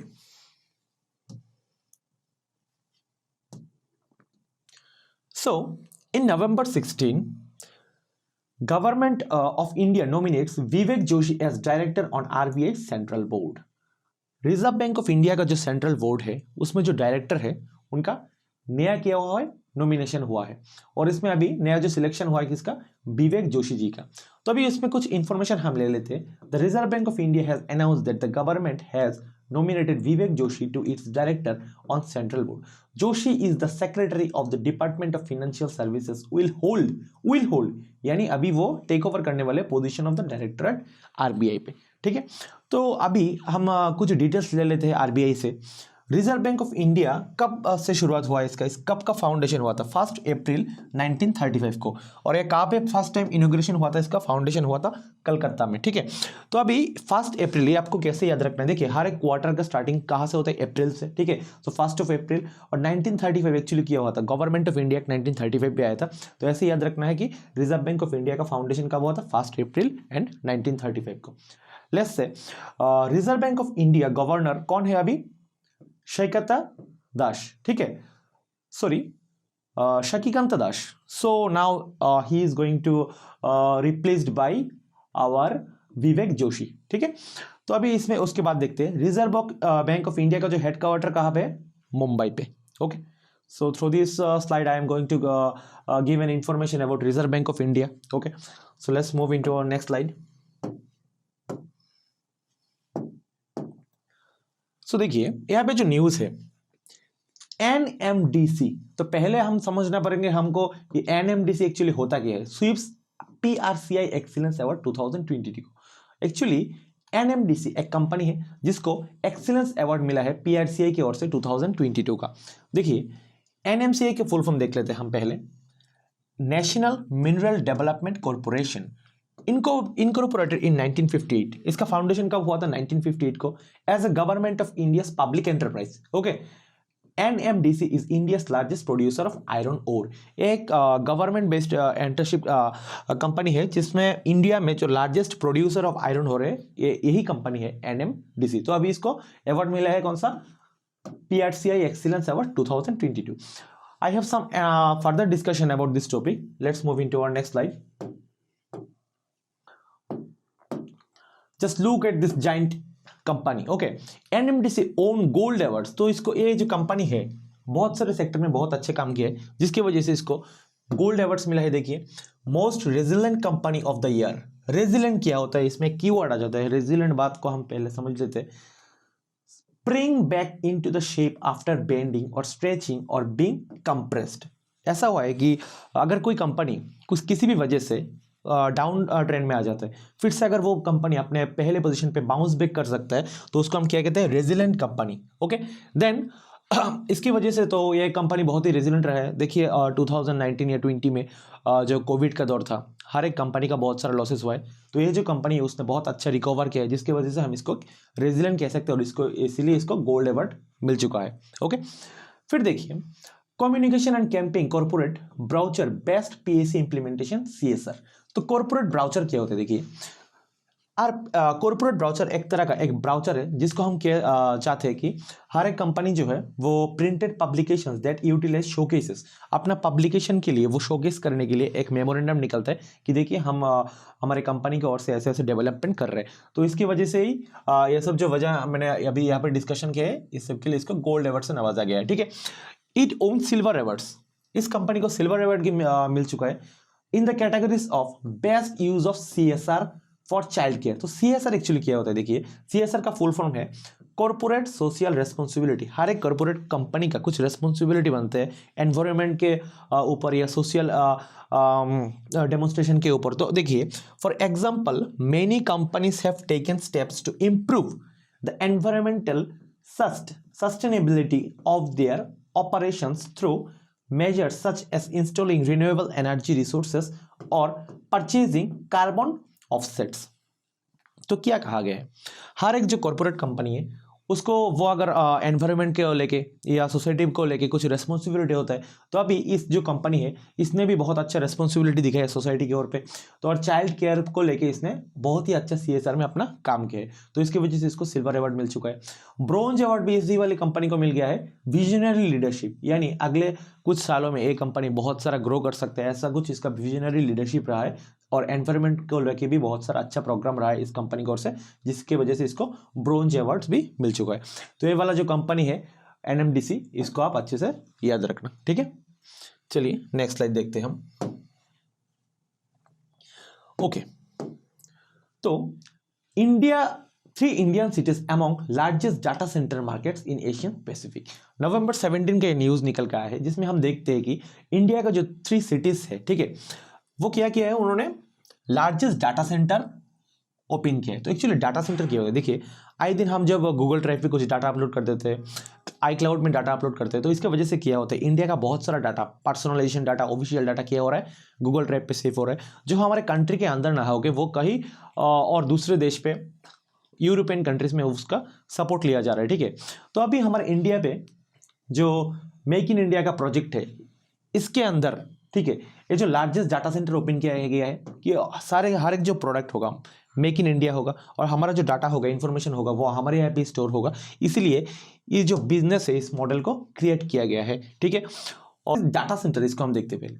A data center is a facility composed network computer storage systems and computing infrastructure that organizations use to assemble, process, store and dismantle large amounts of data. A business typically relies heavily on the application services। तो इसमें यही बोला गया है कि actually data centre होता क्या है, जिसके तहत हम ये बोल सकते हैं कि एक डाटा सेंटर में ऐसा कुछ सिस्टम हम यहाँ पे इंस्टॉलेशन करेंगे जिसके तहत हम बहुत सारे डाटा यहाँ पे हम इंस्टॉल करेंगे और बहुत सारा डाटा हम अपने यहाँ पे सेव रख सकते हैं। तो इंडिया के जो मेजर कुछ सिटीज़ है इसमें ये वाला डाटा सेंटर्स को इंस्टॉल किया गया है। ठीक है, तो चलिए नेक्स्ट देखते हैं। तो देखिए ये जो इंफॉर्मेशन है, India becomes the world second largest producer of steel. So अभी सपोज कोई भी एक एग्जाम पे क्वेश्चन आ गया कि वर्ल्ड का सबसे लार्जेस्ट सेकंड नंबर पे या फर्स्ट नंबर पे कौन है जो स्टील प्रोडक्शन करते हैं, तो प्राउड से आप बोल सकते हैं इंडिया सेकंड नंबर पे आ चुका है। तो देखिए फर्स्ट पे कौन है, चाइना, और सेकंड पे कौन है, इंडिया। तो इसमें हम कुछ इंफॉर्मेशन भी देख लेते हैं। India has emerged as the second largest producer of crude steel by replacing Japan. पहले जापान हुआ करता था 2 नंबर पे, अभी इंडिया ने जापान को टेक ओवर कर लिया है।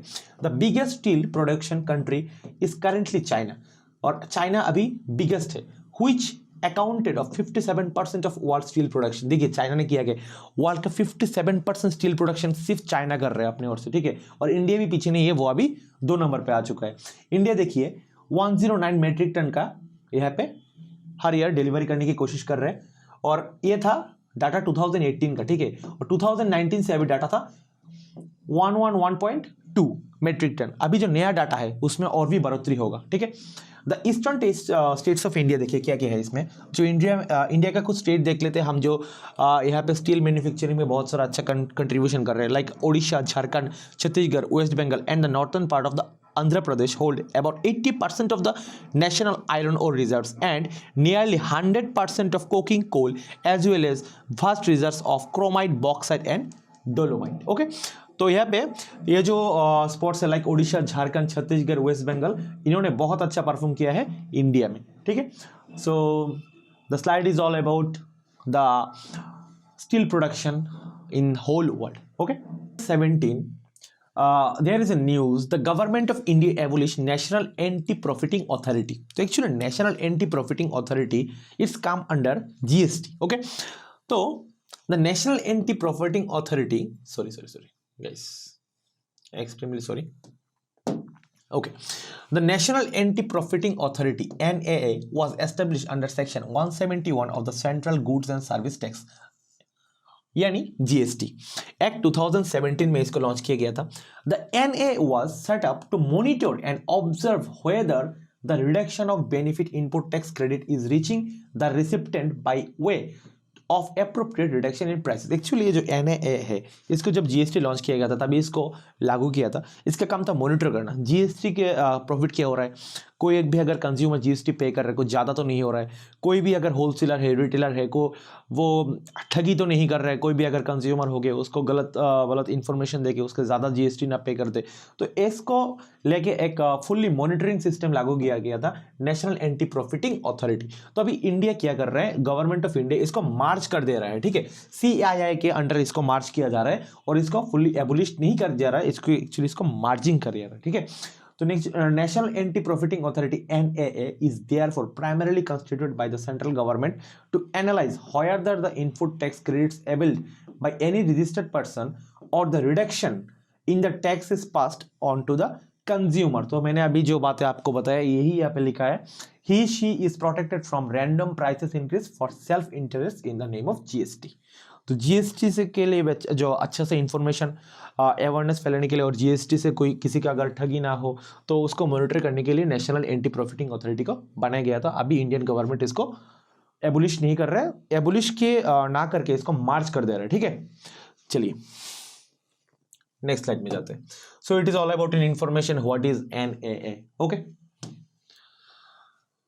बहुत ही इंटरेस्टिंग न्यूज़. एक्चुअली आप गौर करेंगे तो देख पाएंगे आज का जो स्लाइड था उसमें वोकल फॉर लोकल यानी इंडिजिनियस जो भी प्रोडक्ट है उसको लेके इस पूरा वीक का पूरा न्यूज़ इंडिजिनियस प्रोडक्ट के ऊपर जा रहा है. तो अभी नवंबर 18 में देखिए किया हुआ है, Vikram S rocket launch by ISRO, India first privately developed rocket. India का फर्स्ट टाइम अगर प्राइवेटली डेवलप्ड रॉकेट आपको पूछा जाए किसी भी एग्जाम में आप अच्छे से लेके आ जाना विक्रम-S रॉकेट. ठीक है, तो इसका कुछ इंफॉर्मेशन हम चेकआउट करते हैं. Vikram S rocket India first privately developed rocket launched from the Indian space research organisation ISRO. So what is the full form of ISRO? I think you know it. At the Sriharikota. So अगर पूछा जाए कि इसरो कहाँ पे श्रीहरिकोटा में लॉन्च पैड. ठीक है, द लॉन्च ऑफ इसरो का जो श्रीहरिकोटा लॉन्च पैड है वहां से इसको लॉन्च किया गया है विक्रम-S को. ठीक है, तो अभी देखते हैं the launch of Vikram S rocket by ISRO is historic moment. So कहा जा रहा है कि एक बहुत ही हिस्टोरिक मोमेंट है. ठीक है, this project took Skyroot Aerospace about 2 years to develop and build the Vikram S using advanced technologies. तो बोला जा रहा है कि ये जो इंडिजिनियसली डेवलप्ड टेक्नोलॉजी है 2 years लग चुका है इसको डेवलप करने में. ठीक है, और इस 2 year का मेहनत यहाँ पे हुआ है क्या, Vikram S rocket is successfully launched by the ISRO at November 18. Okay, so let's move into our next slide. North east का बहुत ही अच्छा न्यूज है. अरुणाचल प्रदेश में फर्स्ट टाइम एक क्या हुआ है देखिए. सो the news is all about greenfield airport. So what is greenfield airport? Suppose there is an airport where all the energy resources are green, like suppose bioenergy, okay, hydro energy. This type of energy resources when used in any airport, then we can call it Greenland airport. So north east का एक report है देखिए, PM Modi to inaugurate Arunachal first green airport. ठीक है, अरुणाचल प्रदेश का जो first airport है ये ईटानगर पे अभी लॉन्च हुआ है. ठीक है, इसका इनॉग्रेशन हुआ है. डोनी पोलो एयरपोर्ट, इसका नाम क्या रखा गया, डोनी पोलो एयरपोर्ट. तो इसमें थोड़ा इन्फॉर्मेशन हम चेकआउट करते हैं. Prime minister Narendra Modi inaugurated the first greenfield airport in Arunachal Pradesh, the Donyi Polo airport at Itanagar. Itanagar क्या है, अरुणाचल प्रदेश का capital. And dedicated the 600 megawatt hydro power station to the nation. ठीक है, तो ये क्या कर रहा है, 600 मेगावाट का हाइड्रो पावर स्टेशन है और जो प्रोड्यूस करेगा 600 मेगावाट का हाइड्रो पावर। अगर इसका पोटेंशियल अच्छा रहा तो आगे के दिन में और भी अच्छा इसमें प्रोडक्शन हो सकता है एनर्जी का। North east India will now have 16 airport. तो ये भी एक बहुत ही इंपॉर्टेंट स्टेटिक जीके है कि नॉर्थ ईस्ट में अभी कितना एयरपोर्ट है, 16 airport now we have in north east. Okay, चलिए नेक्स्ट लाइन में देख लेते हैं और क्या रिपोर्ट है। सो देखिए, first Unani medicine regional centre of the north east launch in Silchar. तो उनानी मेडिसिन एक्चुअली होता क्या है ये हम पहले जानते हैं। About Unani medicine also called Unani tip, Arabian medicine, ये एक अराबियन रीजन का मेडिसिन है, ठीक है, रीजनल बेस्ड इसको डेवलप किया गया है। और Islamic medicine a traditional system of healing and health maintenance observed in south Asia. ये साउथ एशिया में बहुत ज़्यादा प्रैक्टिस होता है। The Unani system of medicine offers treatment of diseases related to all the systems and organs of the human body. तो actually south Asia का एक traditional medical treatment procedure है जो फर्स्ट टाइम हमारा नॉर्थ ईस्टर्न रीजन में इसका एक branch खोला गया है, उनानी medicine regional centre north east inaugurated in Silchar. ये कहाँ पे इनोग्रेशन हुआ है इसका? सिलचर में। देखिए इसका हमने एक तस्वीर लगाया है इसमें। तो यहाँ पे जो ट्रीटमेंट होता है रीजनल बेस्ड कुछ ट्रीटमेंट होता है ट्रेडिशनल सिस्टम के तौर से, और इसमें बोला गया है कि ह्यूमन बॉडी का हर एक ऑर्गन या पार्ट्स का यहाँ पे ट्रीटमेंट हो सकता है। तो guys these are the news. I think these videos and informations are helpful for you. So, in November 2022, the first news is India to take over chairmanship of the Global Partnership AI from France. तो अभी हाल ही में India ने क्या किया है, एक बहुत ही अच्छा चेयरमैनशिप इन्होंने गेन किया है। किसमें? देखिए, partnership on AI from France. पहले इसका जो चेयरमैन में कौन था? फ्रांस। अभी इंडिया इसको टैकल कर लिया है। तो थोड़ा हम इसका स्टोरी लाइन देख लेते क्या है।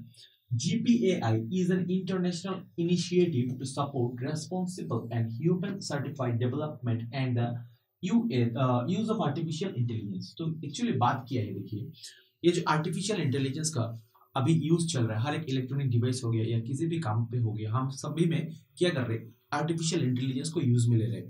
वो अगर डिफेंस के बारे में मान लीजिए या कोई एप्लीकेशन बेस्ड सॉफ्टवेयर हो गया यानी रोबोटिक्स हो गया, हर एक काम में क्या हो रहा है? एआई को यूज में लिया जा रहा है।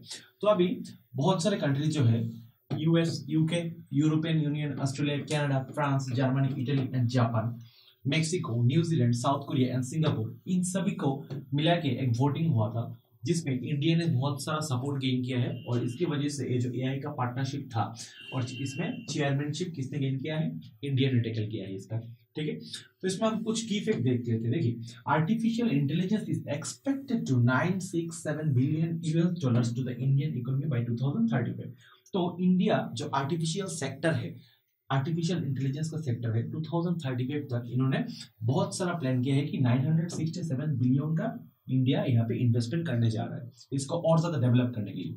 तो इसमें देखिए, भारत के नजरिए से अगर हम देखें, इंटरनेशनल मार्केट में हमारा जो नजरिया है इंडिया के ऊपर, बहुत सारे लोग रिलाई कर सकते हैं हमारे टेक्नोलॉजी के ऊपर because the quality product must be very very important in any sector. So देखिए, India occupying the chair also signifies how the world today perceives it as a trusted technology partner.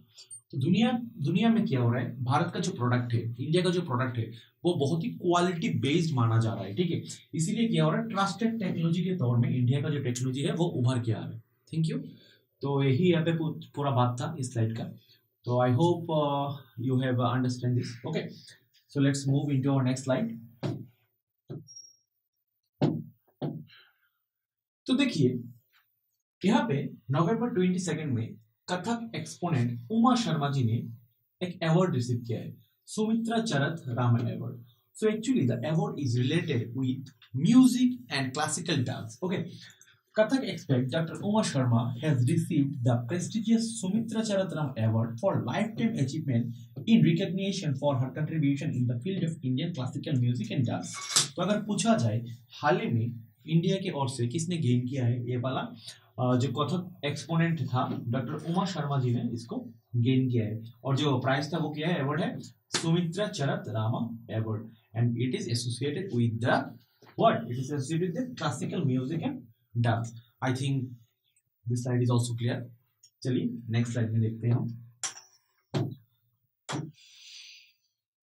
तो guys in नवंबर 22 में देखिए बहुत ही एक interesting news बन गया है अभी अभी के टाइम में। देखिए Jaipur foot USA first global humanitarian award.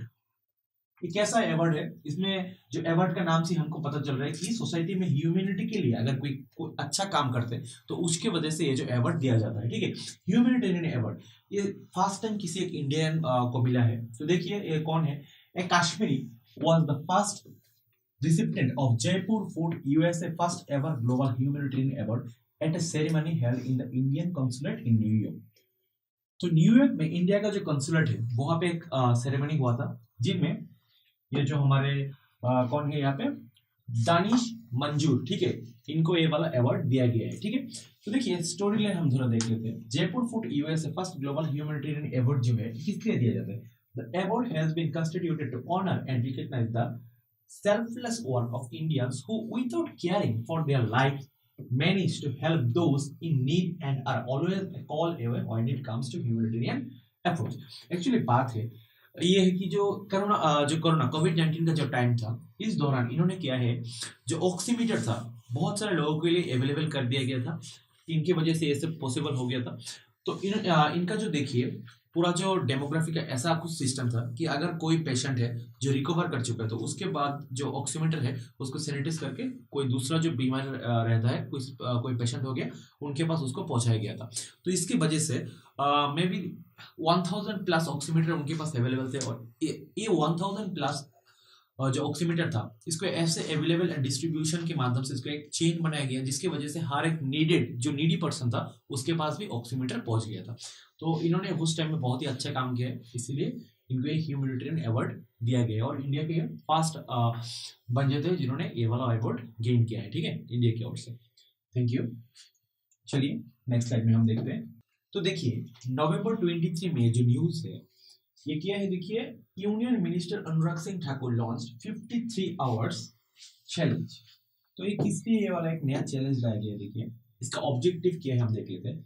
The competition will challenge the 75 creative minds to produce a short film. क्या बनाना है आपको? आपको एक शॉर्ट फिल्म बनाना होगा, ठीक है, on their idea of India's 100 all in 53 hours. This segment of IFFI 53 is powered by national film development corporation NFDC। तो यहाँ पे एक कंपटीशन लॉन्च किया गया है जिसके तहत ये बोला गया है आपको एक जैसा भी आपका माइंडसेट रहेगा कोई फिल्मी स्टाइल में आपको एक शॉर्ट्स वीडियो बनाना होगा, ठीक है, और जो इसमें अच्छा वीडियो बना के तैयार करेंगे उसको कुछ अवार्ड मिलेंगे यहाँ पे। तो यहाँ पे एक इंपॉर्टेंट बात हो जाता है, ये NFDC एक्चुअली होता क्या है? तो हम देखते हैं NFDC एक्चुअली क्या है। नेशनल फिल्म डेवलपमेंट कॉर्पोरेशन, ठीक है, और इसका फाउंडेशन कब हुआ था? 1975 में। कहाँ पे हुआ था? मुंबई पे। नेशनल फिल्म डेवलपमेंट कॉर्पोरेशन का जो हेडक्वार्टर है वो कहाँ पे? मुंबई पे। तो यहाँ पे आपको इंपॉर्टेंट यही जानना है कि NFDC क्या है और एक्चुअली ये जो अनुराग सिंह ठाकुर जी ने 53 आवर्स का जो चैलेंज यहाँ पे लॉन्च किया है वो एक्चुअली किस वजह से लॉन्च किया गया है। यानी इसका जो मेन ऑब्जेक्टिव क्या है कि डिफरेंट तरीके के जो लोग हैं उनके माइंडसेट पे क्या है, इसको कुछ शॉर्ट वीडियो के तौर पे आप इसको उभर के लाना चाहते हैं, ठीक है। तो यही था उनका जो मोटिव, ठीक है। तो देखते हैं नेक्स्ट स्लाइड में क्या है। इन नवंबर 24 यहाँ पे देखिए एक बहुत ही एक्चुअली एक अवेयरनेस बेस्ड न्यूज है। क्या है? देखिए government unveils framework to curb fake reviews on e-commerce platforms. Most of us buying many of the things in online shopping market, so we can find there are many reviews, but nowadays there are so much reviews which are fake, okay. So now the Indian government is saying that government unveils framework to curb fake reviews। तो ये जो fake reviews देके लोगों को उल्लू बनाया जा रहा है, गवर्नमेंट इसके और भी कुछ एक्शन ले सकते हैं या कोई सेंसर बोर्ड बिठा सकता है कि जो यहाँ पे फेक रिव्यूज करेंगे तो उसका जो प्रोडक्ट का हाईलाइट होगा इसको कंट्रोल में कैसे लिया जाए। तो देखिए ऑब्जेक्टिव क्या होता है? Aiming to guard customers from fake online reviews of products, the union government on released a comprehensive set of guidelines which would come into effect from November 25।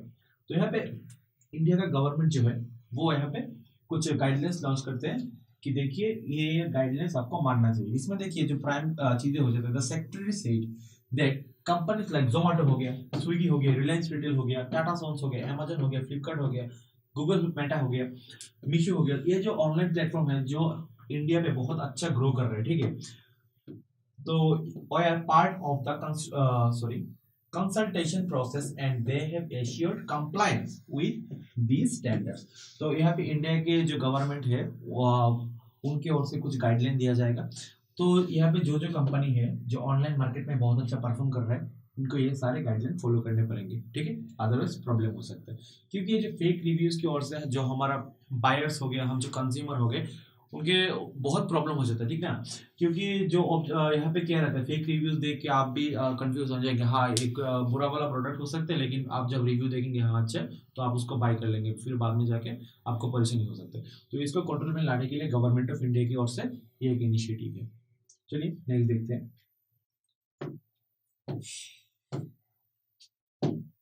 सो देखिए, India wins vice presidency of international electronical commission. Okay, story क्या देख लेते हैं। About international Electrotechnical Commission (IEC). International Electrotechnical Commission is an international standard setting body that publishes international standards for all electrical, electronics and related technologies. तो क्या है देखिए, India wins the vice presidency, ठीक है। ये और एक पार्टनरशिप है जहां पे बहुत सारे कंट्री आते हैं और इलेक्ट्रॉनिक्स जो डेवलपमेंट रहते हैं उसको वो उभर के लाते हैं। तो यहाँ पे इंडिया ने क्या किया देखिए, वाइस प्रेसिडेंसी का जो पद है इंडिया को मिल गया है। क्योंकि देखिए मैंने पहले भी बताया था पिछले एक स्लाइड में, जो हमारे दूसरे जो कंट्री है या दूसरे जो रीजन्स है वो सब क्या कर रहे हैं, इंडिया के टेक्नोलॉजी पे ऊपर भरोसा कर रहे हैं और उनको ये विश्वास है कि इंडिया जो है क्वालिटी प्रोडक्ट इशू करता है और जो वो डेवलपमेंट है वो बहुत बारीकी से देखा जाता है कि डेवलपमेंट चाइना के जैसा ना हो कि बिकाऊ टिकाऊ माल, ऐसा नहीं कि एकदम सस्ता माल बना देंगे कुछ क्वालिटी नहीं रहेगा, ऐसा माल नहीं होगा। तो इंडिया में जो भी प्रोडक्ट बनेगा उसके क्वालिटी एश्योरेंस अच्छे से प्रोवाइड किया जाए। इसीलिए इंडिया पे जो बहुत अच्छा परफॉर्मेंस की इंडिया को वाइस प्रेसिडेंसी का यहाँ पे पद मिल चुका है। ओके, तो देखिए BIS, ये नाम आपने सभी सुना होगा कि जब भी कोई मोबाइल फोन लॉन्च होता है तो BIS के ऊपर लिस्ट होता है। तो एक्चुअली BIS होता है क्या देखिए, is continuously expanding its international footprint by working on the growth mantra provided by the Minister of Commerce and Industry, Consumer Affairs, Food Public Distributors and Textiles, Shri Piyush Goyal. तो यहाँ पे जो कॉमर्स एंड इंडस्ट्री के जो मिनिस्टर हो गया पीयूष गोयल, तो वो क्या कर रहे हैं, बहुत अच्छे से इनिशिएट कर रहे हैं BIS को कि अगर इंटरनेशनल मार्केट में अच्छे से परफॉर्म कर पाए। तो currently BIS India is represented in various policy and governance bodies of international organisation for standardisation of ISO and IEC such as ISO Council, ISO Technical। तो किया जा रहा है देखिए, इंडिया का जो एक ऑर्गेनाइजेशन है BIS जो तय करता है कि कोई भी इलेक्ट्रॉनिक्स हो गया वो उसका प्रोडक्शन कैसा है, उसका क्वालिटी कैसा है, ये सब कुछ यहाँ पे लिस्टेड रहता है। इसमें जो जो इसका स्पेसिफिकेशन रहेगा सब कुछ इसमें लिस्टेड रहेगा।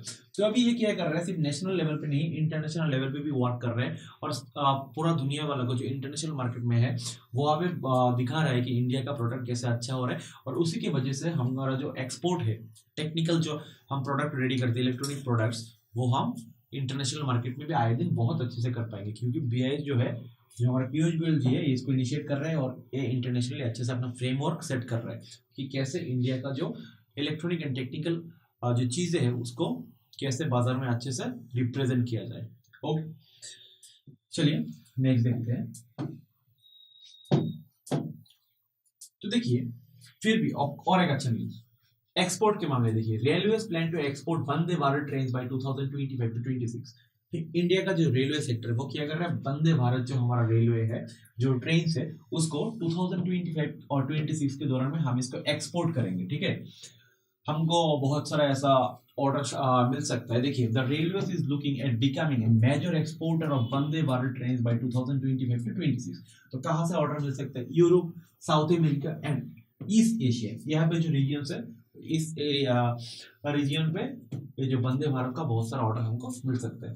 तो the union budget for 2023-24 likely announced 300 more Vande Bharat trains to provide further fill up to the indigenously built semi high speed trains। तो ये जो वंदे भारत है ये हमारा इंडिजिनियसली डेवलप हो रहा है, पूरा इंडिया का टेक्नोलॉजी है, हम यहाँ पे डेवलप कर रहे हैं और ये बहुत ही अच्छा इसका क्वालिटी होने की वजह से हम इसको एक्सपोर्ट भी कर पाएंगे बाहर की कंट्रीज में। Support comes through the country will produce 800 train sets in the next 5 years। तो इंडिया का मानना ये जा रहा है कि हम जो यहाँ पे आए कुछ दिनों में, यानी विद इन 2024 और 25 हम ऐसे 800 ट्रेन सेट्स रेडी कर लेंगे और इसको हम बाहर के कंट्री में अच्छे से एक्सपोर्ट कर पाएंगे. The railway minister said the first such train with a sleeper facility would roll out in the first quarter of 2024. तो 2024 में इसका जो एक नेक्स्ट लेवल का वर्जन है वो इसको लॉन्च किया जाएगा. The minister said Vande Bharat trains would be manufactured at Raebareli, Latur and Sonipat besides Kapurthala and ICA. तो ये जो यहाँ पे रीजन रहेगा इंडिया में, यहाँ पे इसको बनाया जाएगा और इसका जो इंफ्रास्ट्रक्चर है इसको बिल्डअप किया जाएगा और यहाँ से बना के इसको अच्छे से हम बाहर में एक्सपोर्ट करेंगे. तो ये बात था यहाँ पे. तो देखिए जो स्लाइड्स है उसमें आज यही रिपोर्ट निकल के आ रहा है कि इंडिया एक्चुअली बहुत अच्छा है पिछले सालों के मुकाबले. अगर हम देखें कि 2023-24 में इंडिया एक बहुत अच्छा एक्सपोर्टर बन सकता है और बाहर की जो कंट्री से हमारा जो प्रोडक्ट है उसमें बहुत ही अच्छे से रिलाई कर रहे हैं, क्योंकि इंडिया का जो मार्केट है जो हम इंडिजिनियसली डेवलप करते हैं उसमें क्वालिटी का कोई इशू नहीं रहता चाइना के जैसा. तो इसीलिए बाहर की कंट्रीज इंडिया के प्रोडक्ट में रिलाई कर सकते हैं. चलिए नेक्स्ट स्लाइड देखते हैं. धर्मेंद्र प्रधान जी उन्होंने क्या किया, देखिए इन्होंने एक बुक रिलीज किया है मदर ऑफ डेमोक्रेसी करके. तो अगर बोला जाए मदर ऑफ डेमोक्रेसी करके बुक जो है वो किस रिलेटेड है, इसको किसने लॉन्च किया है, तो धर्मेंद्र प्रधान जी ने इसको लॉन्च किया है. Union and education and skill development minister Shri Dharmendra Pradhan release the book India the mother of democracy. ठीक है, prepared and published by Indian council of historical research. और इसको किसने बनाया है, Indian council of historical research ने इन न्यू दिल्ली. तो ये बुक एक्चुअली किस बारे में है, देखिए यहाँ ये हम देख लेते हैं. The book is an attempt to showcase the democratic ethos ingredient in India since the dawn of civilization. It is shown in this book that since the dawn of civilization, India has been imbued with democratic ethos. तो ये बोला जा रहा है कि ऐसा नहीं कि जब से हमारा कॉन्स्टिट्यूशन आया तब से हम इंडिया का जो पॉपुलेशन है वो डेमोक्रेसी में रिलाई करते हैं. जब इंडिया का शुरुआत हुआ था इन हिस्टोरिकल टाइम से, तभी से हमारा जो इंडिया का जो सेटअप था वो डेमोक्रेटिकली अच्छे से सेटअप था. तो ये हिस्टोरिकल एसेंस को देख के और प्रेजेंट सिनेरियो को देख के एक बुक पब्लिश किया गया जिसमें दिखाया जाएगा कि इंडिया एक्चुअली डेमोक्रेटिक कंसेप्ट में कंट्री के हिसाब से कैसे ग्रो कर रहे हैं. ठीक है, about the Indian council of historical research ICHR के बारे में हम कुछ देख लेते हैं. The Indian council of historical research ICHR is a captive body of the Ministry of Education, government of the India established by administrative order.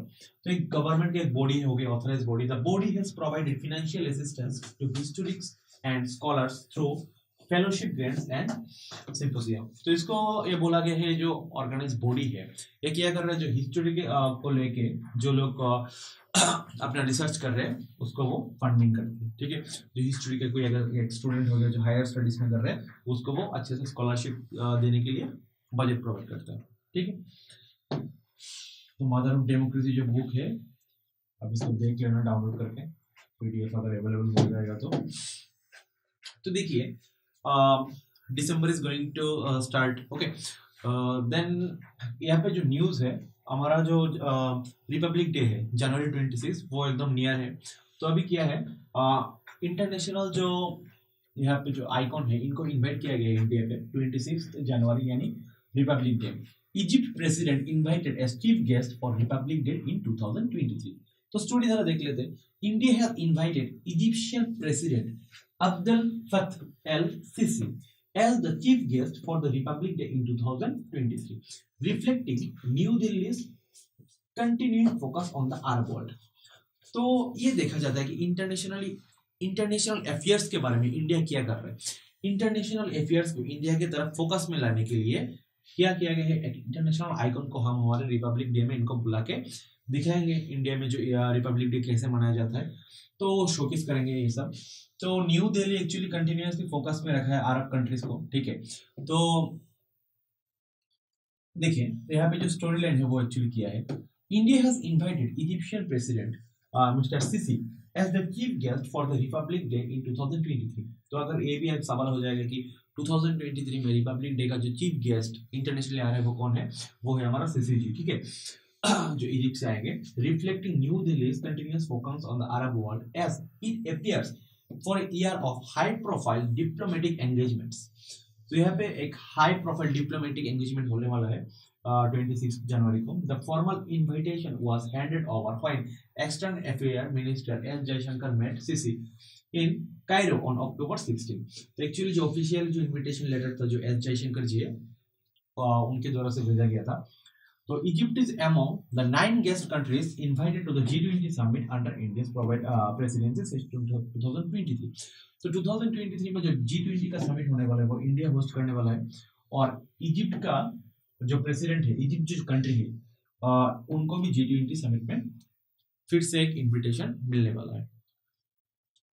तो चलिए देखते हैं नेक्स्ट स्लाइड में।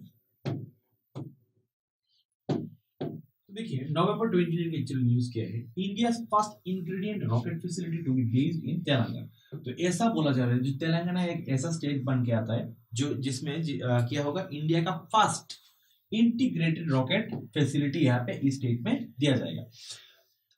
एक्चुअली दिया नहीं जाएगा, तेलंगाना का जो गवर्नमेंट है या तेलंगाना का जो एक्चुअली डेवलपमेंट के रिसोर्स है, उन्होंने खुद से ये बोला है कि Telangana IT and industrial minister K.T. Ramarao said the state will have the country's first ingredient rocket design, manufacturing and testing facility. तो तेलंगाना क्या बनेगा, इंडिया का first integrated rocket design and manufacturing testing facility बनेगा तेलंगाना में। He has issued the startup of complete support for establishing the facility to design, manufacture and test rockets in the state. तो इन्होंने assurance दिया है कि हम यहाँ पे जो काम है अच्छे से संभालेंगे। He participated in a program organized at T-Hub celebrates Skyroot Aerospace's successful launch of the Vikram S rocket. तो हाल ही में जो इंडिजिनियसली एक रॉकेट लॉन्च किया गया था विक्रम एस रॉकेट, तो उसका जो इनॉग्रेशन था यानी उसका जो लॉन्चिंग इवेंट था, उन्हीं पे जो तेलंगाना का आईटी मिनिस्टर है वो आए थे और एक बयान देके गया है कि तेलंगाना पे क्या होगा, फास्ट टाइम इंटीग्रेटेड जो रॉकेट डेवलपमेंट का फैसिलिटी है, टेस्टिंग का, डिजाइन का, सब कुछ तेलंगाना में सेटअप होगा और एक कंट्री फर्स्ट एक सेटअप है यहाँ पे बनाया जाएगा। ठीक है, तो ये न्यूज था। चलिए नेक्स्ट में देखते हैं। ठीक, देखिए KVIC, एक्चुअली KVIC क्या हो जाता है, khadi village and industrial commission. Chairman Manoj Kumar inaugurated rehab. Actually rehab जो ये है प्रोजेक्ट है, ये क्या है देखिए, reducing human attacks using honeybees. तो एक बहुत ही मजेदार प्रोजेक्ट है जिसमें कंट्रीब्यूशन जो स्टेट्स है, जो स्टेट्स इसके अंडर में आ जाएगा, कर्नाटक हो गया, महाराष्ट्र, वेस्ट बंगाल, आसाम एंड ओडिशा, इन 7 स्टेटों को इन प्रोजेक्ट के अंदर में लिया जाएगा। तो सपोज देखिए ये जो स्टेट्स है, यहाँ पे जो जंगल का एरिया रहता है वहाँ पे बहुत सारा वाइल्ड एनिमल्स रहता है। ठीक है, हाथी मान लीजिए, जो क्या करते हैं, जो क्रॉप्स होता है उसको बहुत डिस्ट्रॉय करके फार्मर्स को बहुत नुकसान कर देते हैं। तो यहाँ पे क्या किया जाएगा, जो फार्मर्स लोग हैं उनको ट्रेनिंग दिया जाएगा कि कैसे बीज का कल्टीवेशन करना है। बीज यानी जो मधुमक्खी हो गया, तो ये बीज की वजह से क्या होगा, अच्छे से ट्रेनिंग देके जो बीज बॉक्स रहेगा, ठीक है, उनको दिया जाएगा। तो देखिए इसमें हम थोड़ा स्टोरी देख लेते हैं। Fencing of bee boxes on the roads of movement of elephants blocks the path of wild elephants. तो एक्चुअली बी का बॉक्स इन्होंने क्या किया, प्रोवाइड किया है बहुत सारे लोगों को, और बहुत सारे ट्रेनिंग्स दिया जाएगा कि अच्छे से बीज को कैसे संभाला जाएगा और जो वाइल्ड एनिमल्स है उसके अगेंस्ट में कैसे बीज का यूज करके उसको भगा सकते हैं और क्रॉपिंग को, जो क्रॉप है, कल्टीवेशन है, उसको सेफ रख सकते हैं। तो देखिए बीज वाज थ्रू द बीज, हम बीज के थ्रू क्या करेंगे, एलिमेंट जो है can be prevented from attacking humans and destroying farmers crops. तो क्या कहा गया है, बीज की ओर से, बीज को हेल्प में लेके हम कैसे एलिमेंट को प्रिवेंट करेंगे। The rehab project will be run by the KVIC at the selected location for a period of 1 year. तो इसको 1 ईयर के लेके इसको प्रोजेक्ट में लिया जाएगा। The beneficiaries of the scheme are provided with 10 bee boxes. जो बेनिफिशियरीज रहेंगे उनको 10 बी बॉक्सेस दिया जाएगा, बी कॉलोनीज दिया जाएगा एंड टूल किट दिया जाएगा। ठीक है, और उसको कुछ टूल किट दिया जाएगा कि जो बीज को है कैसे संभाला जाएंगे। अगर इसको अच्छे से ट्रेनिंग ना दिया गया हो तो ऐसे हो जाएगा कि फार्मर्स उल्टा अटैक में आ जाएंगे शायद बीज के। तो इसको ट्रेनिंग भी अच्छे से देने के लिए बहुत जरूरत है। देखिए competition of the bee keeping training provided by KVIC। तो बोला गया है जो बी कीपिंग का ट्रेनिंग है वो भी KVIC की ओर से दिया जाएगा। तो एक बहुत ही अनोखा इनिशिएटिव है, कैसे हम बीज को यूज में लेके जो जंगली हाथी हो गया या जंगली कोई भी जानवर हो गया जो हमारा क्रॉप या ह्यूमन के ऊपर अटैक कर सकते हैं, उसको हम कैसे प्रिवेंट कर पाएंगे। चलिए, I think the news is almost over. Thank you everyone for being with us, and I like to say thank you a lot from our team Shomish, and please subscribe our channel, comment here, and hit the bell icon. Thank you a lot.